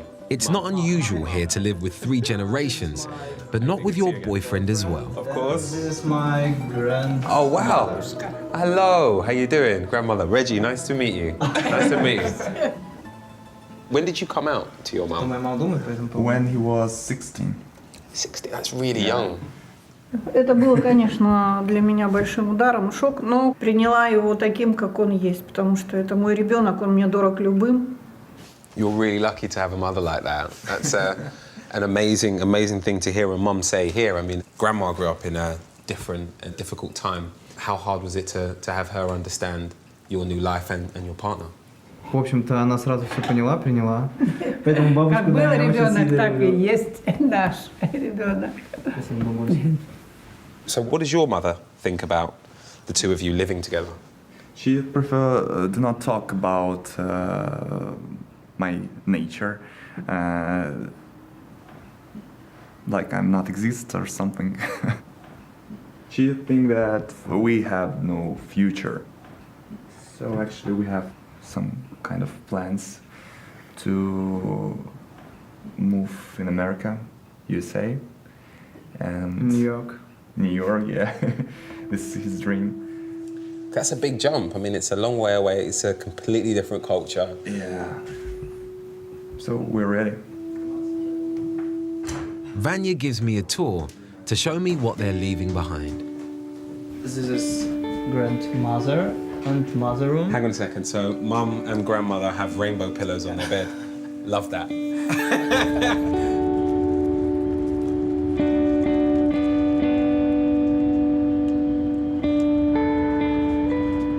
Are you finding it difficult knowing that you're going to leave all of this? You're planning to leave this city, you're planning to leave this sunset and this view? Мне, конечно, каждый день грустно от этого. Я начал думать об этом еще 3 месяца назад. And do you want to get married as well? Yeah, of course. It's the first thing that we want to do. Let's get married. And kids? Yeah, of course. Мечта у меня на самом деле очень простая. Иметь большой дом, иметь собаку, кошку, чтобы мама была рядом, чтобы Насрулла был рядом и чтобы у нас был ребенок. Гостиная, как бы.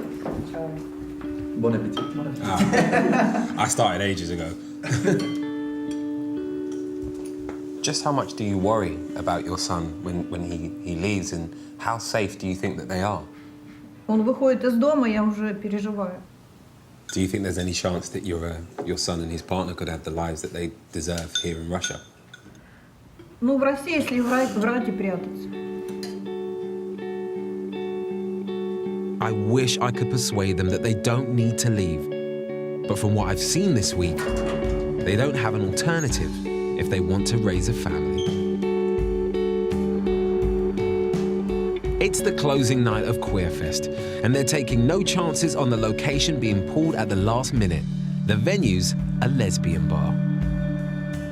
But as I turn up, my heart sinks as I spot the man in blue. A sure sign that trouble isn't far away. Do you not think it's a bit juvenile, sort of hanging around outside a venue, trying to intimidate people? Are you not a bit too old for that? Ну, не знаю. Я лично считаю, что я нахожусь в свободной стране, что в России есть еще люди, которые придерживаются истинных ценностей, выступают за брак, за семью. I've had enough hate for one trip. Wrap up warm. I want to join in the celebrations. Earlier in the week, I doubted tonight would even go ahead. Hello. Hey, how you doing? You okay? Inside, I'm amazed to see Daria and her girlfriend finally attending this year's Queer Fest. You seem in good spirits then. Are you guys up for a good night tonight? Are you looking forward to the end of Queer Fest? Да, наконец-то завершается, и, собственно, это хотя бы хоть какой-то шанс того, что никого больше не побьют и не убьют. Да, это радует. Well, it's incredibly brave of you to even come to this event. So you deserve a good night. I hope you have one. Несмотря на все, что происходит, отбились. И поздравляю всех с успешным проведением Квирфеста.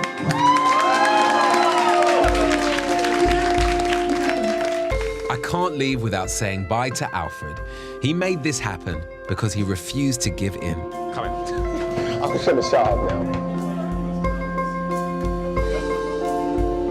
I'm leaving St. Petersburg with mixed feelings. Russia's going backwards, not forwards, when it comes to gay rights.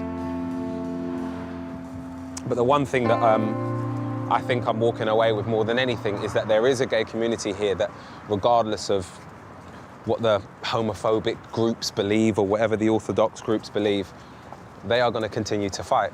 Some people are leaving, but a lot of people are willing to stay here and fight, regardless of the conditions or, more importantly, the laws. Welcome to Russia. That's how cold it is, look. The largest country on Earth and home to nearly 150 million people. Growing up as a kid in the 80s in London, Russia was painted as this weird, big baddie. Now with Vladimir Putin well into his third term as president, it's starting to feel like that again.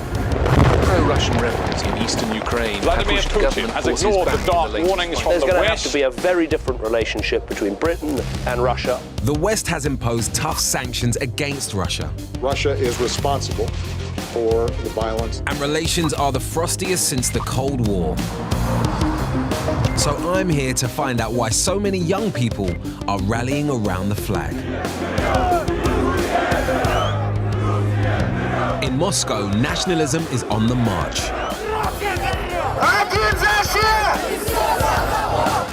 And led by a president busy flexing his muscles on the world stage. Look at that, literally rings with Putin's face on, that's incredible.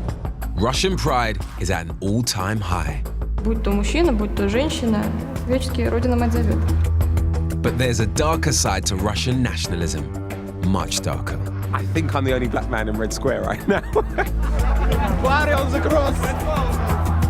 I've gained unique access to some of Russia's most high-profile ultra-nationalists. They killed people.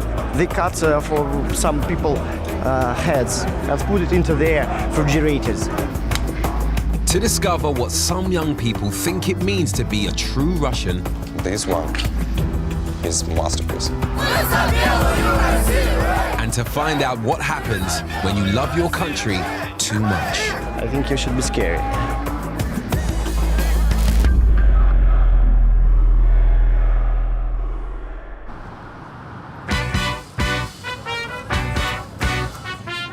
I've come to Moscow, the second biggest city in Europe and the political heart of Russia. When you think of Moscow, you sort of imagine snow, cold, big fluffy hats. I was expecting the cold, but when you feel it, you realise what the cold actually is. Relations between the Kremlin and the West are at their worst since the collapse of the Iron Curtain. Economic sanctions have hit the economy hard, and anti-Western feeling is high. But despite all this, here in Russia, Putin has almost a 90% approval rating, making him one of the most popular leaders in the world. I'm not entirely sure if I'd pick a Putin mug, but there's even Putin Russia dolls. Look at that. And many young people are finding their voice, rallying around the president and the flag as a way of fighting back against the West. Every garment has a political message. The fashion show is hosted by SET, a movement of young creatives who are using their unique talents to showcase Russia on the world stage. And yes, that is Putin's face plastered on almost every garment. А изделия, которые будут прославлять великую и уникальную российскую культуру для всего мира. The place is packed with trendy young hipsters, but they're here for politics as well as fashion. Я думаю, что наконец-то появились такие шоу, это супер, это классно. Потому что действительно Америка, Европа, все оттуда. Очень хочется чего-то своего, чего-то настоящего, русского. SET are one of the fastest growing youth organizations in Russia, and their propaganda is making politics cool.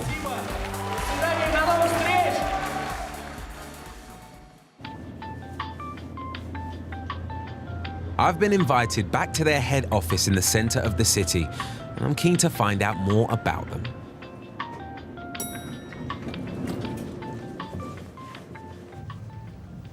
Hello. Hey, how you doing? Hi, I'm Rich. I was waiting for you. Nice to meet you. Nice to meet you. What's your My name? name is Anna. Hello, Anna. Lovely to meet you. Lovely to meet you. So this is your offices. Yes, this is set. I'm sure you will love it. There seems to be quite a lot of pictures of Putin here. Yeah. Why is that? Because we love our government and everything that's done right. And all is inspired by the new Russia. The new Russia. What's the new Russia then? The new Russia, it's the Russia with Putin in power. All people are here very patriotic. They love their country and they're proud of doing something which reflects the country history, the country's values, and it is supported all around the country and also around the world. SET has 11 offices in major cities across Russia, and thousands of young people have been recruited to their cause. I take it you're a big fan of Putin. I mean, he's on your T-shirt. Yeah. Do you have a tattoo? No. Why is it that I literally can't go 5 steps without seeing a picture of Putin in this office? Because he is our leader. He is not a political construction like President Obama or David Cameron. Vladimir Putin thinks in another level. Could you explain the images here of Putin with animals? Why are there so many images of him with different animals all in one place? Скорее, животные его любят. Они чувствуют, что человек сильный, добрый и открытый, не фальшивый. To me, the way they portray Putin seems pretty weird. It's almost like a form of worship. But they seem to see him not just as a man, but as a concept used to promote Russian strength and attitude. Как видно, карта Россия и как наш президент строит страну. Строит именно. This just gets weirder and weirder. There's even a card game where Putin is the hero. And guess who the baddies are? Is that supposed to be David Cameron? Этот человек может быть похож на Дэвида Кэмерона, носить нагрудный знак Великобритании, но в моих картах это не Дэвид Кэмерон. Все совпадения случайные. I don't know if I believe that, but whatever. In Russia, loving your country and your president is actively encouraged. The views I'm hearing are fast becoming mainstream. It seems as though there is this idea that he is a loved man by everyone in the country, even the animals. Where does that idea come from? That's the reality, that's not the idea. That's actually how it is. Do you think it's strange that I'm surprised, or should I not be surprised? That's strange that you're surprised, because I think it's normal. It's amazing to see the facilities that you've got. You've got plasmas everywhere. You've got, you've got editing suites. You've got photo studios. It's amazing. But what is the real reason behind what it is you do? We have very interesting purposes of creating world leaders, and I think we're starting to succeed in it. And do you think that world leaders will come out of this group? I'm sure. I hope I will be one of them in the fashion industry. Art and propaganda have always gone hand in hand in Russia. But in the 21st century, it's not just traditional methods that young people are using to portray ideas. Russians are more active on social media than almost any other country in the world. And today, I'm crashing the photo shoot of a young nationalist who's using just that to spread her political agenda.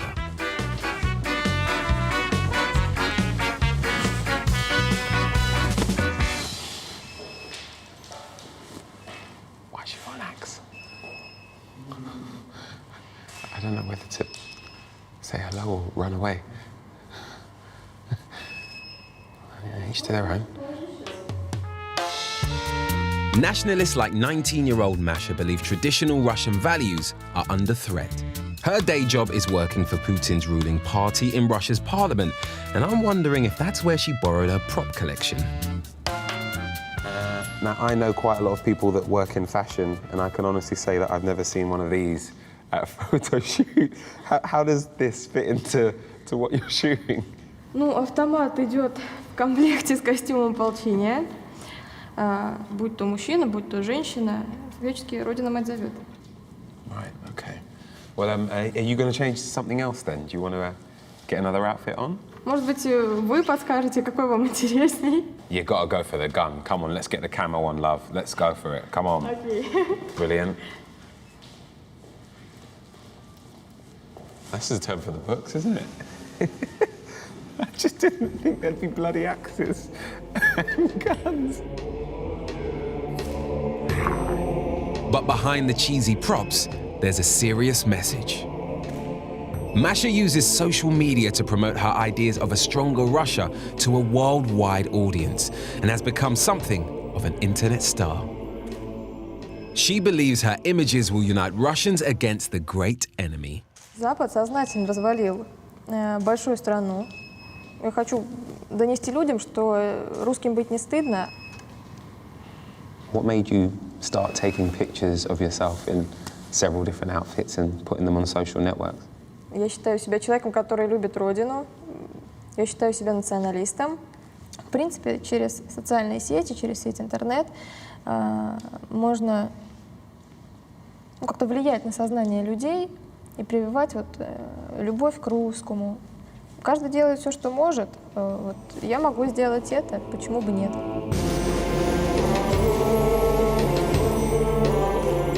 Masha hopes her online persona can help start a movement to reunite all former republics of the Soviet Union into one country again. Вот, наверное, самое наглядное, как будет объяснить, вот Россия, да? Вот мы хотим видеть Россию вот такой вот. So essentially, you mean returning to the Soviet Union? Is that what you mean? Ну да, это одна из целей. Время собирать Русь. Despite what our governments might think, Masha sees Putin's invasion of the Crimea and the support for Ukrainian rebels as steps towards returning Russia to its former glory. When the Soviet Union broke up in 1991, one country became 15 separate states, and countries like Russia, Ukraine, and Uzbekistan came into being. But Russia's economy was always the strongest, and thousands of people from the poorer new countries surrounding it flooded in search of work.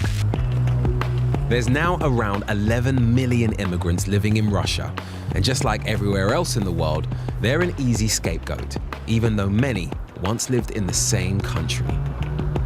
More than half of Russians now hold anti-immigration views, and police keep close tabs on anyone whose face doesn't fit. I'm outside this busy rail station, and it's really interesting because there are quite a lot of police.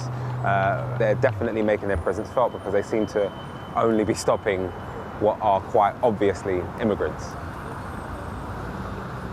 Fuck. There you go. And the last guy they picked up, he is now getting thrown in the back of the meat wagon. It's really happening, and it's happening right here. I'm getting a taste of what it might actually be like to be an immigrant here in Moscow. But it's not just the police most immigrants are scared of. After the Soviet Union collapsed, numerous ultra-nationalist groups sprang up to protect against what they saw as a foreign invasion. And for years, this man, Dmitry Domushkin, has been at their center. He once led the Slavic Union, a group of over 25,000 neo-Nazis which Putin shut down for being too extreme. He now leads another nationalist group called simply the Russians. They're taking to the streets tomorrow, and I want to be there. One of their members has uploaded a video to rally the troops. 4 ноября, в День народного единства, в Москве и по всей России от Камчатки до Калининграда пройдет 10-й юбилейный русский марш. А цель у нас одна – отстаивание интересов коренного населения России.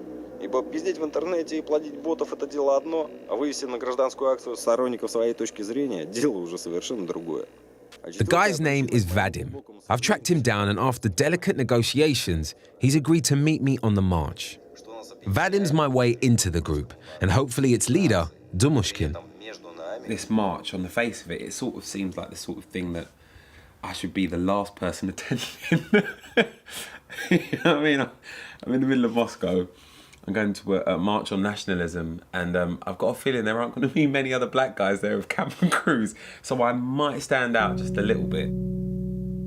I'm very aware that there is no way of knowing what I'm walking into, and that makes me feel uneasy. Мы сильны, пока мы вместе. Пора бы это уже, блядь, наконец понять. It's the day of the march, and to be completely honest, I'm not entirely sure what to expect. 10 years ago, Putin himself started this march to celebrate Russian unity, but the ultra-nationalists quickly hijacked it. They're marching in Lublino, a working-class suburb in the south of the city and a nationalist heartland. Whoa. Yeah, you see packs of people congregating in different places. It feels like we're right at the beginnings of it all.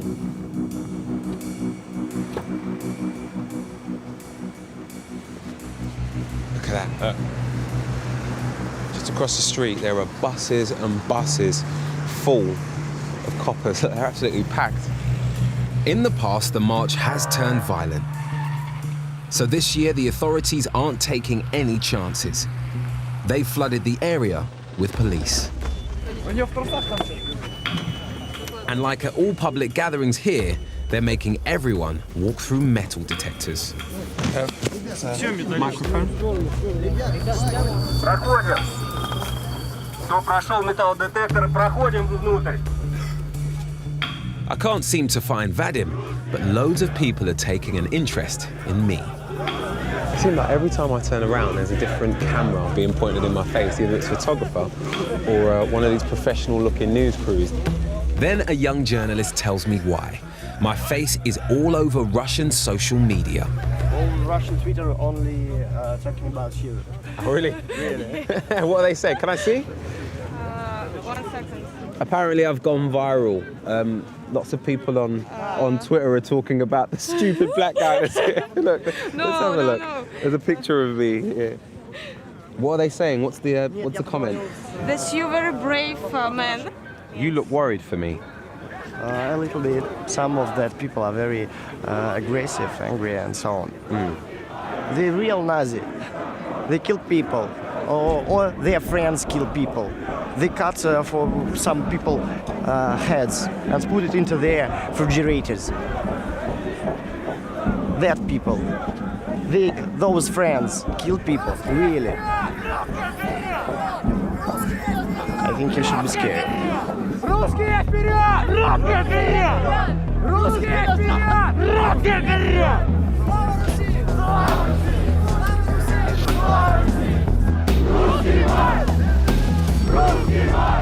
The demonstration is a magnet for many different groups, but they all have one thing in common, a belief in Russian supremacy. Suddenly being in a mix just changes things massively. You know, the dynamic is really different because you can really feel and hear just how passionate people are.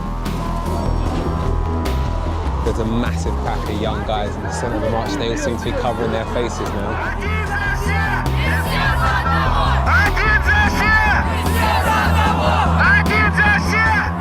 The atmosphere is changing fast, and I need to find Vadim as quickly as possible. He's my only contact with these extremists, and I've got a feeling I might need his protection. Then, suddenly, I spot him. I'm pretty sure that's Vadim. Oh, there. Vadim? Huh? Hello. Hello. Hello. Whoa, that's Viking-like. How you doing? Fine, thanks. Already it seems as though lots of people are taking an interest in myself, because quite obviously I'm not from Russia. How do you think I'm going to be received today? We guarantee you that will be no any problems. Of course, maybe you will catch some interested sites on you, but not more. That's sure? It. You sure about that? You don't seem so sure. I'm not so sure. You're not so sure. You're not so sure.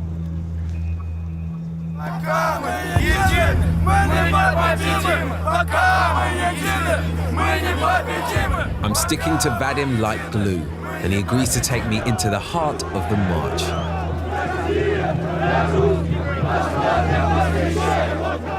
But then I see Dmitry Domushkin, the nationalist leader, and it seems he's just as eager to talk to me. Как ваше здоровье? Вы поправились? Все хорошо у вас? How's your health? Are you doing fine? My health is good. I'm alive and well and being looked after. Ну вот видите, Жив-здоров.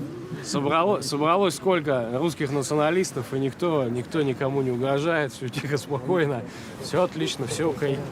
Видите, ходят нормально, человек говорит, людоеды, нацисты, ничего такого нету. All right, okay. So I think I've become part of the broadcast and part of the march suddenly as well. We're, as you can see, surrounded by cameras. And Dmitry has decided to make a point of the fact that I'm here because me being here says that this is a friendly march. Ну что, чуть-чуть отойдем, да? Да, там двигаемся. Well, this has taken a massive turn. I suddenly feel really uncomfortable. We've been hijacked. It's dawned on me why they've let me come here. Domushkin's keen to get into mainstream politics. Social media is such an effective propaganda tool. Being seen with a black guy is going to do wonders for the illusion of tolerance. Vadim, how's it going? What are you doing? You taking pictures and putting them online? Did you think that he was going to try and get me on camera then? That's okay. Of course, it is for people who doesn't know you. It is a strange situation when Russian nationalists is communicating with black men on the Russian march. Of course, they were surprised. We will, among our media, we will show this picture like we are friends for everyone. And we do not blame people of other nations. If Vadim wants me here to show how tolerant nationalists are, it's clear the message hasn't got through to everyone. The fascist side of this nationalist pack is coming out.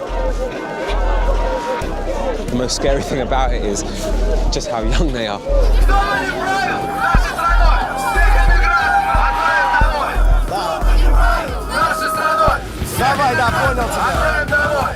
We're sort of walking through an incredibly residential area, and if you are an immigrant staying in one of these flats and you hear this, how does that make you feel?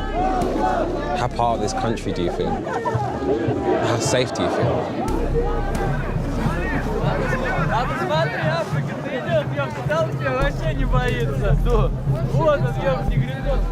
Obviously not nice comments. Obviously not nice comments about something about banana. Wow.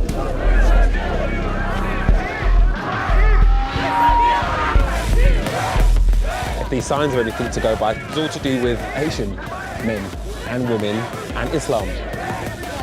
Because they've basically got a three-headed monster made up of what looks like Islamic men. It's just ridiculous.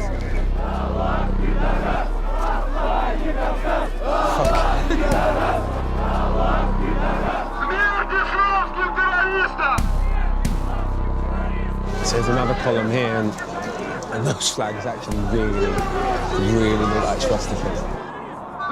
Do you mind, Stevie? Do you mind being on camera? Do you mind if I talk to you? Yeah? What do you want?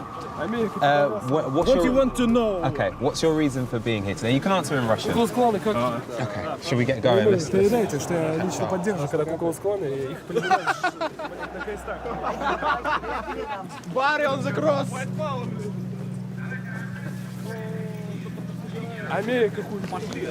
Jesus. I fuck your mother. Fuck your mother. After about 2 hours, the march comes to an end, and the crowds quickly break up. Around 20 people have been arrested for expressing extreme right-wing views. The rest return to their everyday lives.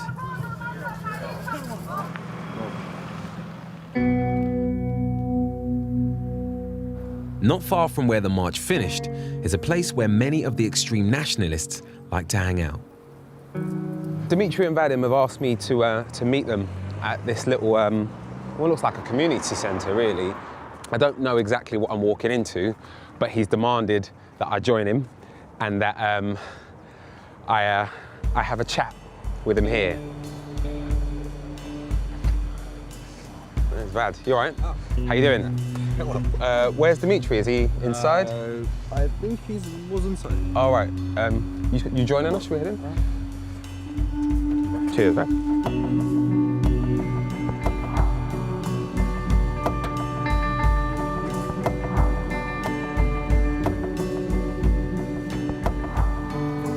Hey, there he is. How you doing?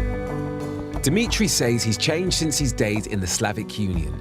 He's got mainstream political ambitions and is keen to show a softer side.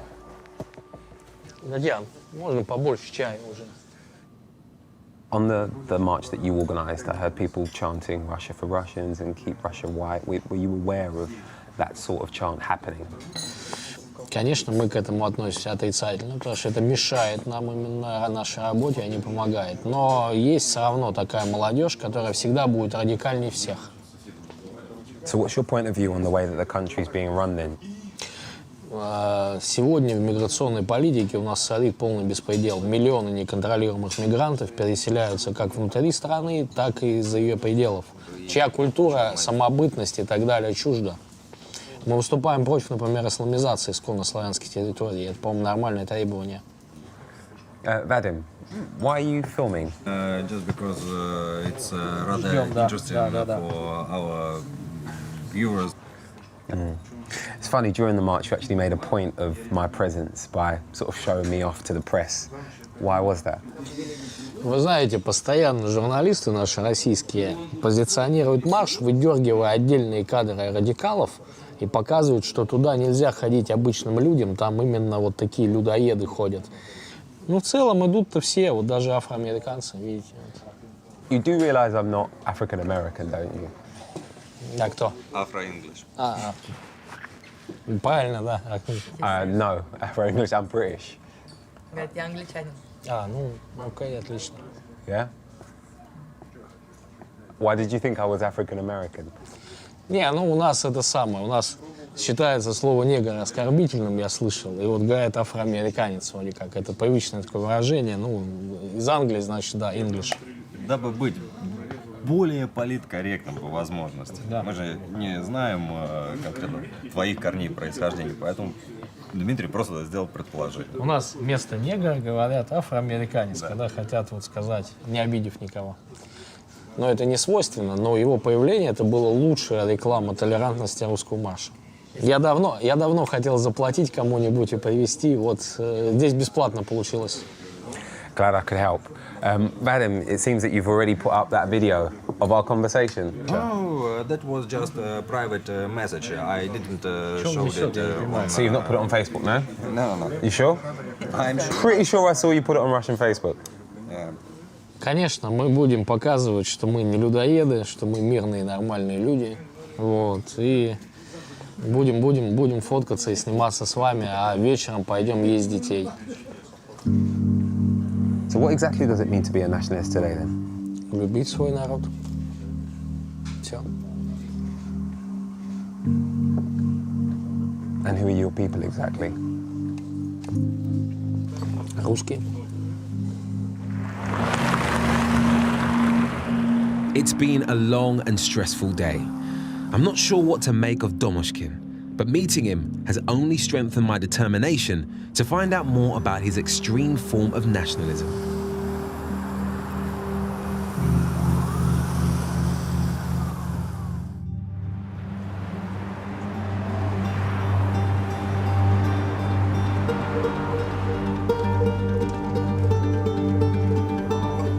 Most of the 11 million immigrants living in Russia are from the Muslim republics of Central Asia, which used to be part of the old Soviet Union. These are the people Domoshkin has a real problem with.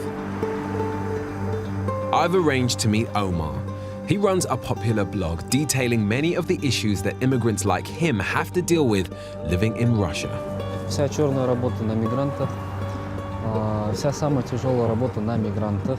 Ну, можно сказать, мигранты строят эти большие громадные здания, а потом это все преподносится как торжество технологии. So why is it the migrants and not Russian natives that are making these incredible buildings that are changing the face of Moscow? Русским, россиянам оплачивают больше, чем на 50%. То есть мигранты – это дешевая сила. А когда уже построено несколько этажей, их заселяют в одну из комнат, которые там, и там они живут зимой и летом, пока не достроят здание. Although immigrants from these countries don't need visas to come here, they do need work permits. But more than 4 million don't have these and are working illegally. So on a site like this then, how many people would be illegal versus the people that have the right to be? Насколько я знаю, насколько понимаю, вернее, 80%. Russia has the second largest immigrant population in the world. And this is causing huge resentment among many native Russians. Люди видят, корчат гримасы, на лице ненависть видна. В магазинах могут не обслуживать, могут высадить с общественного транспорта. Поэтому отношение портится. И когда дойдет уже до точки кипения, никто уже не станет терпеть ни с одной, ни с другой стороны. Это однозначно. Omar wants me to meet Ibrahim. Reggie. Hello, nice to meet Reggie. Ibrahim, nice to meet you. Nice to meet you. Do you want to get something to drink? Great. He came to Russia from Uzbekistan in 2009, hoping for a better life. Instead, he was brutally attacked by extreme nationalists. В таком ярости были, они готовы были убивать вообще. Я не пойму, как это, и у меня печенью, то есть, да, убежать от них, мы пытались убежать, я говорю, давайте стойте, зачем это? Но нет, да, они в таком ярости были, готовы убивать, я вообще в шоке был, то есть в такой момент не знал, что это с нами были маленькие дети, ребята, то есть я сказал, бегите сразу. Они убежали, несмотря на то, что они маленькие, им тоже наносил удар, то есть, да. Why do you think they attacked you? What was their reason? What was their motivation? Главная мысль была, и они это выражали, то есть, да, чурки, не чурки, вот такие слова, то есть, да, националистические слова были высказаны. Самое интересное, что ожидало, оказывается, меня в больнице, то есть, да. Доктор меня как только увидел, то есть, да, то, что я не русский, то есть, да, говорит, дайте ему иголку и нитку, пускай сам зашьет. Всем здесь плевать, грубо говоря, плевать на мигрантов. Мигрант хоть умирает, никто не будет обращаться на это внимание. По моему личному опыту и по опыту людей, с которыми я плотно работаю и общаюсь, такие сообщения бывают очень часто. И тенденции на спад никакой нету. Наоборот, тенденция на вырост, так скажем. There's no reliable figures on how many migrants are attacked, as most go unreported. But online, ultra-nationalist groups share trophy videos on social media sites, showcasing their absolute hatred for anyone who isn't Russian.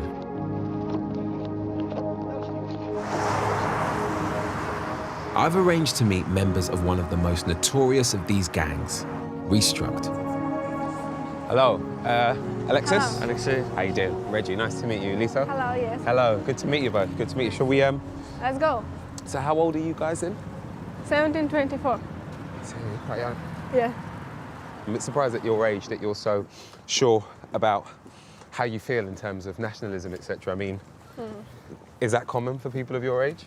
No, not often, because a lot of them are afraid, maybe. Was you, at 17, just as confident about your views? Ну, да, конечно. То есть я придерживался всегда каких-то националистических взглядов, но дальше больше национализм перерос в национал-социализм. For Alexei and Lisa, nationalism is not just a mindset, it's a way of life, including what they wear. Okay, I have a lot of clothes of Rusic. В них есть символы, которые как-то связывают с предками, которые несут в себе вот эту вот память о предках. Чувствую себя частью своей семьи. Семья, которая носит одну идею. Surrounded by nationalist symbolism and even allusions to Nazism, it's scary that people so young want to be part of this family. Alex, I exercise, and when I take my coat off, I don't look like you. По-моему, тоже неплохо. Fair enough. So how exactly did this all begin for you? I mean, where did these feelings come from? Как-то однажды я, не знаю, в юности прочитал фразу «Человек, не имеющий национального самосознания, есть навоз, на котором произрастают другие народы». And why is it so important to you then to be proud of being Russian and be proud of where you're from? Ну, потому что русский был когда-то сильный народ, и я чту своих предков, люблю эту землю и горжусь своим народом. What would you like Russia to be like then? What's your Russian future if you were given the choice? Белый, здоровый и трезвый.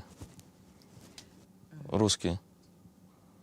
Well, not everyone is exactly comfortable with your point of view. I mean, have you ever got in trouble for your views? То есть меня обвиняют в том, что я напала на мужчину, избила его, украла его имущество, потом затащила в машину и где-то в лесу его скинула. Да, мне нельзя покидать пределы России, а тем более нельзя покидать пределы Москвы. You're not allowed to leave Russia? Москву, территорию Москвы. Вообще. России тем более.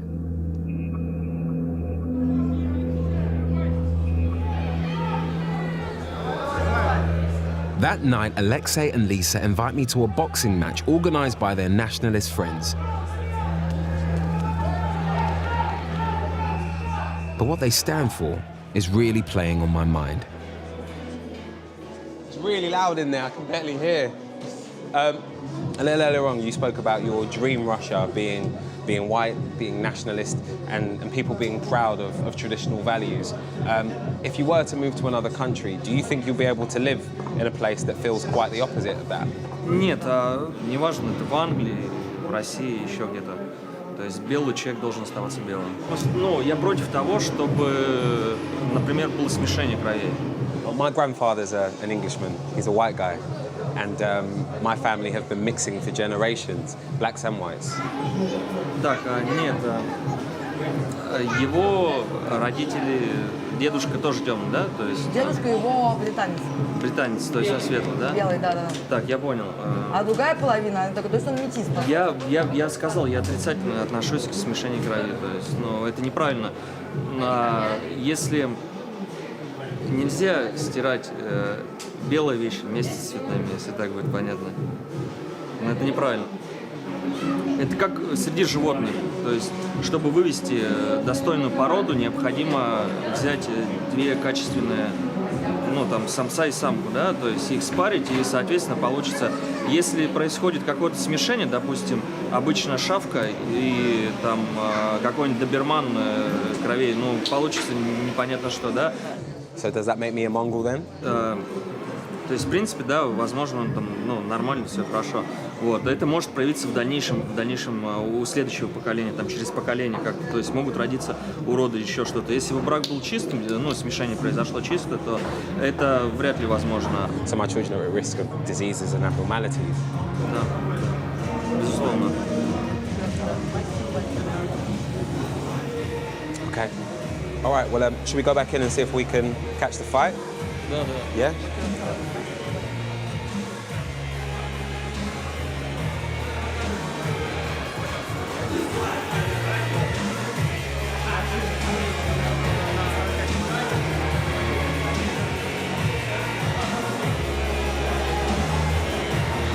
You know what? I'm gonna pop outside, all right? I'm gonna shoot off.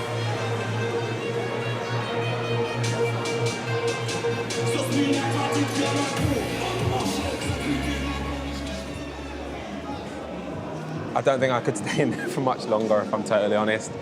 That ignorance was just making me struggle with continuing to communicate with someone so backwards. They're fighting for a Russia that they deem to be pure, and that isn't about lifestyle, it's about colour. Being in Russia is, to be really honest with you, tough.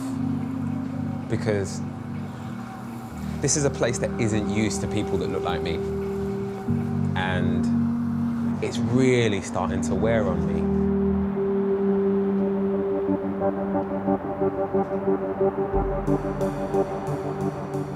The past few days have led me to a much darker version of nationalism than I expected.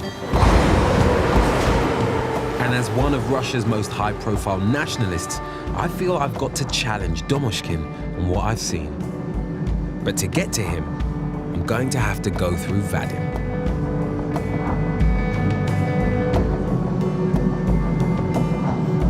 Are you all right? Huh? Are you all right? Yeah, of course. You've been very quiet for the last 20 minutes or so.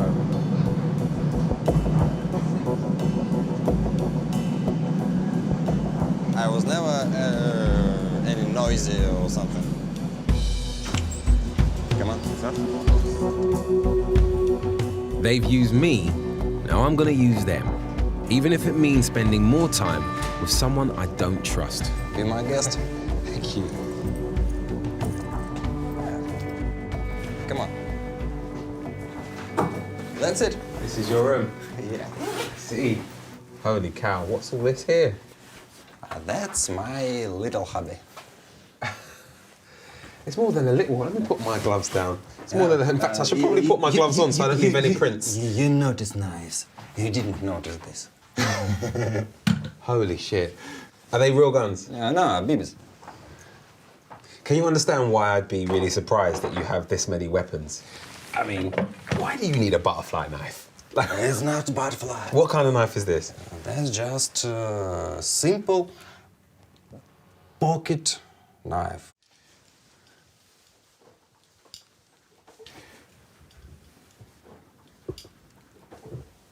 Nothing special. Jesus. Having so many knives to me. For EDC, everyday carry, I have much more smaller knife. So you have that in your pocket at all times? Every day. You know, you wake up in the morning and you get used to take shower or clean your teeth. And I get used to take a knife with me. You sit in an office and someone has a birthday, he brought cake, and someone has to slice it. And the practice shows that among 15 men in my office, nobody has knife. And they every time ask me, Vadim, do you have a knife? So, what a stupid question, of course I have a knife. That's it. I think knives are one of the most beautiful human creations. This one is a masterpiece. It's completely legal in Russia, and it's strong and useful. What would you use it for? This is best combat knife ever. These knives we are training in rubber on a training. Training? Knife fight. I am knife fighter instructor. Don't be scared. Right, okay. All right, so you collect these and you train. And have you ever had to use your knife in an emergency on the street? Never. And even I would never talk about it. That's forbidden question. I'm sorry. Forbidden where? Everywhere. You have no right to answer it, and you must to ask not to ask it. So if you have used your knife, you would never talk about it? Yes, of course.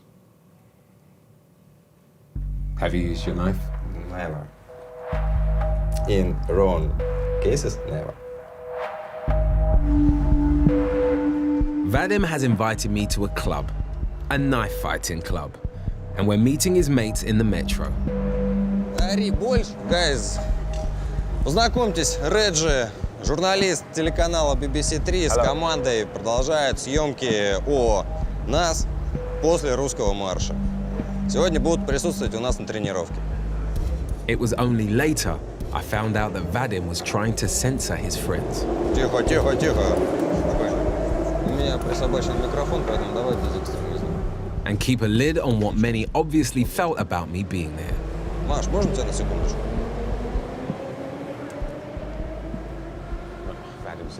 Маш, давай все хихоньки-хахоньки, но потом надо показать себя человеческим образом. Как мог вытягивал имидж русского национализма, чтобы показать его с человеческим лицом? Давай не будем портить общую картину, хорошо? Да.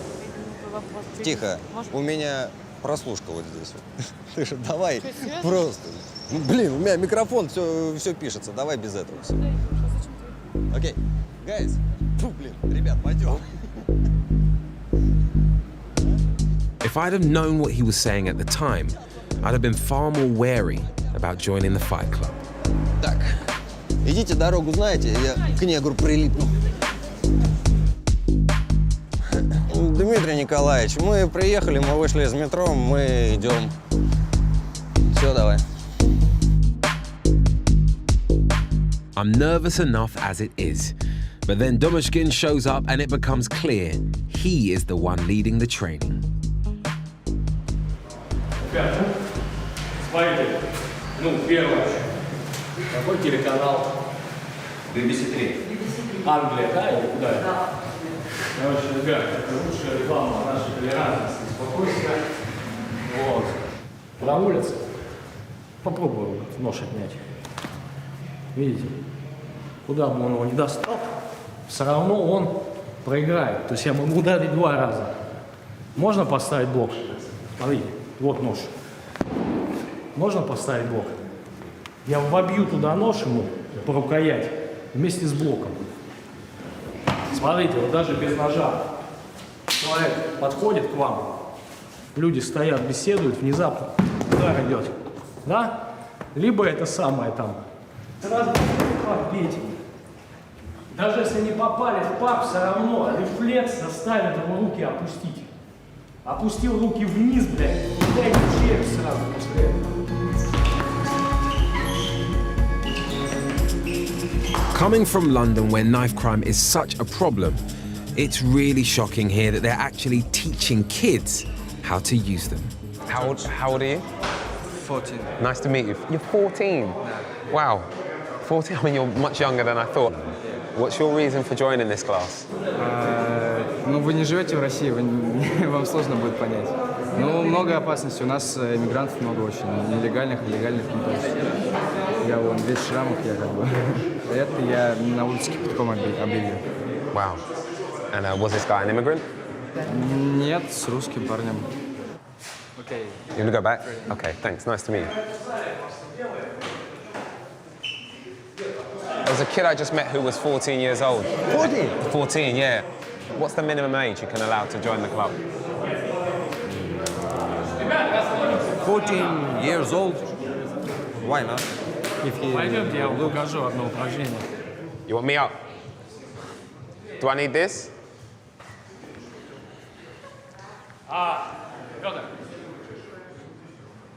Here we go. Смотрите, покажу. And he's got his guy filming it for his website or YouTube or something. То есть вам надо просто меня схватить за руку. Вот этой рукой. Нет, вот. Сильно. Сильно. Видите, держит. Видите, не держит. Возьмите. Сильнее. Сильнее там. Видите? Это бывает, когда в конфликте вдруг нож достали и нож схватили. Освобождение от захвата происходит удар. Have you ever been attacked before then? Дважды. Один раз защищал девушку, а второй раз в меня выстрелили из пистолета. Мне пришлось резать людей. And who was it that was attacking you then? Выходцы из Дагестана. Выходцы из Дагестана. Выходцы из Дагестана.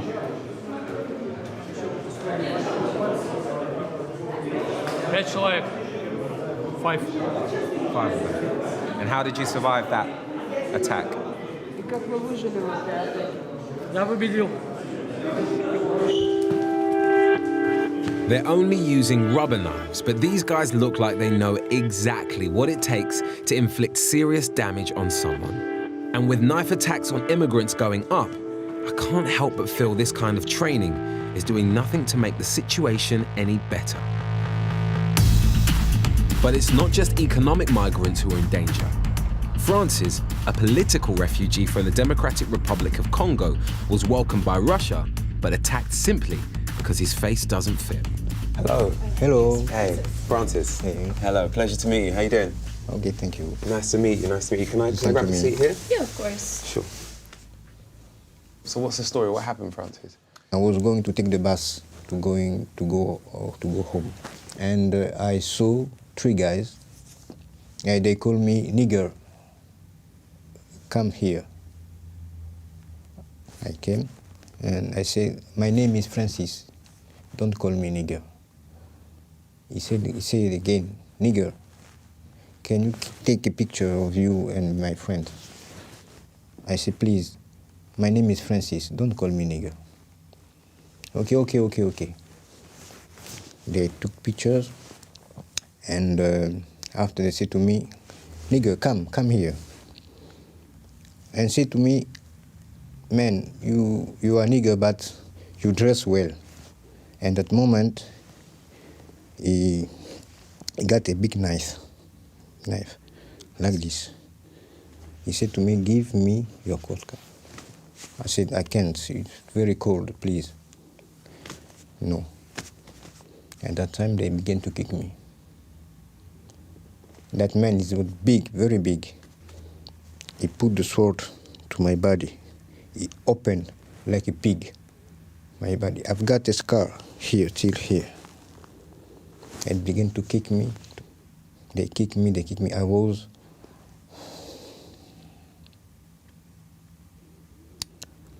And I wake up to the hospital.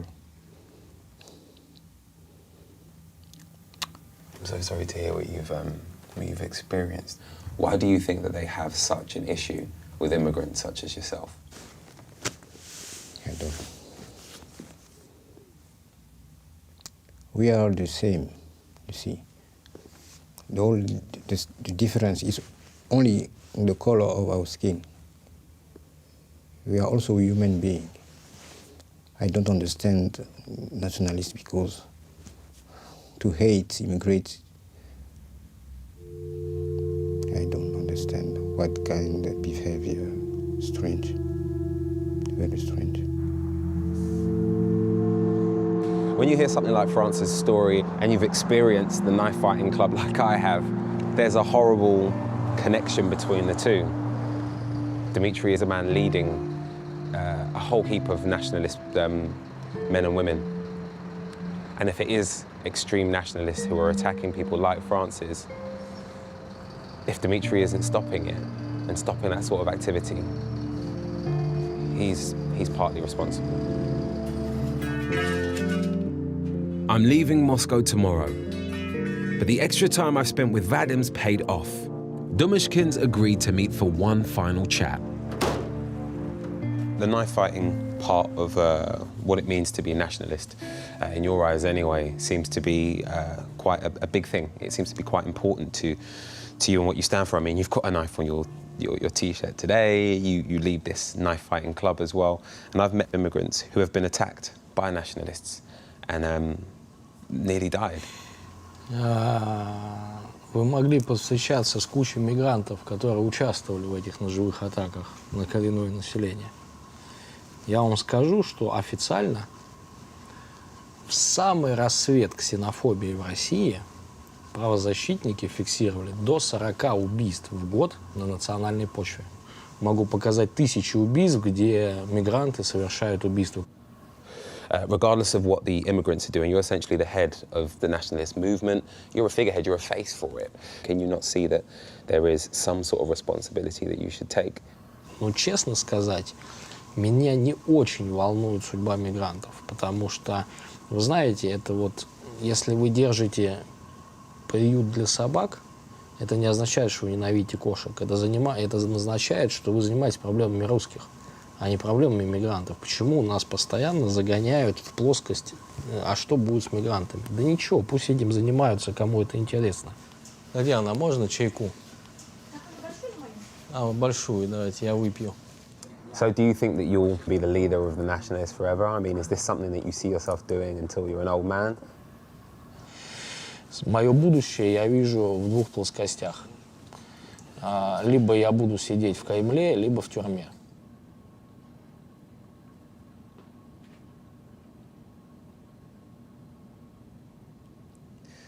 All right, look, thank you for talking to me again.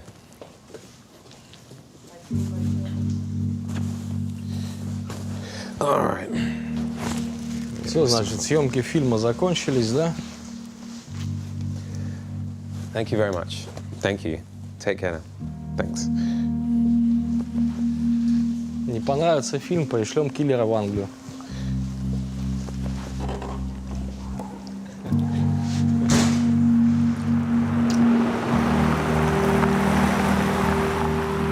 Nationalism has always been strong in Russia, and the extremists only really occupied the fringes. But now, with polls suggesting that around 80% of Muscovites favor the deportation of immigrant workers, this may be changing. And with the far right gaining ground not just in Russia, but across Europe, what Domashkin stands for may worryingly become closer to the mainstream. There is absolutely nothing wrong with being proud of who you are and where you come from. There's nothing wrong with being proud of your heritage and your culture. I think the problem with nationalism is that there is a massive dark side to it. There is a lot of people that I've met who aren't necessarily just proud of who they are, but they also feel that the land that they're from should belong to just them.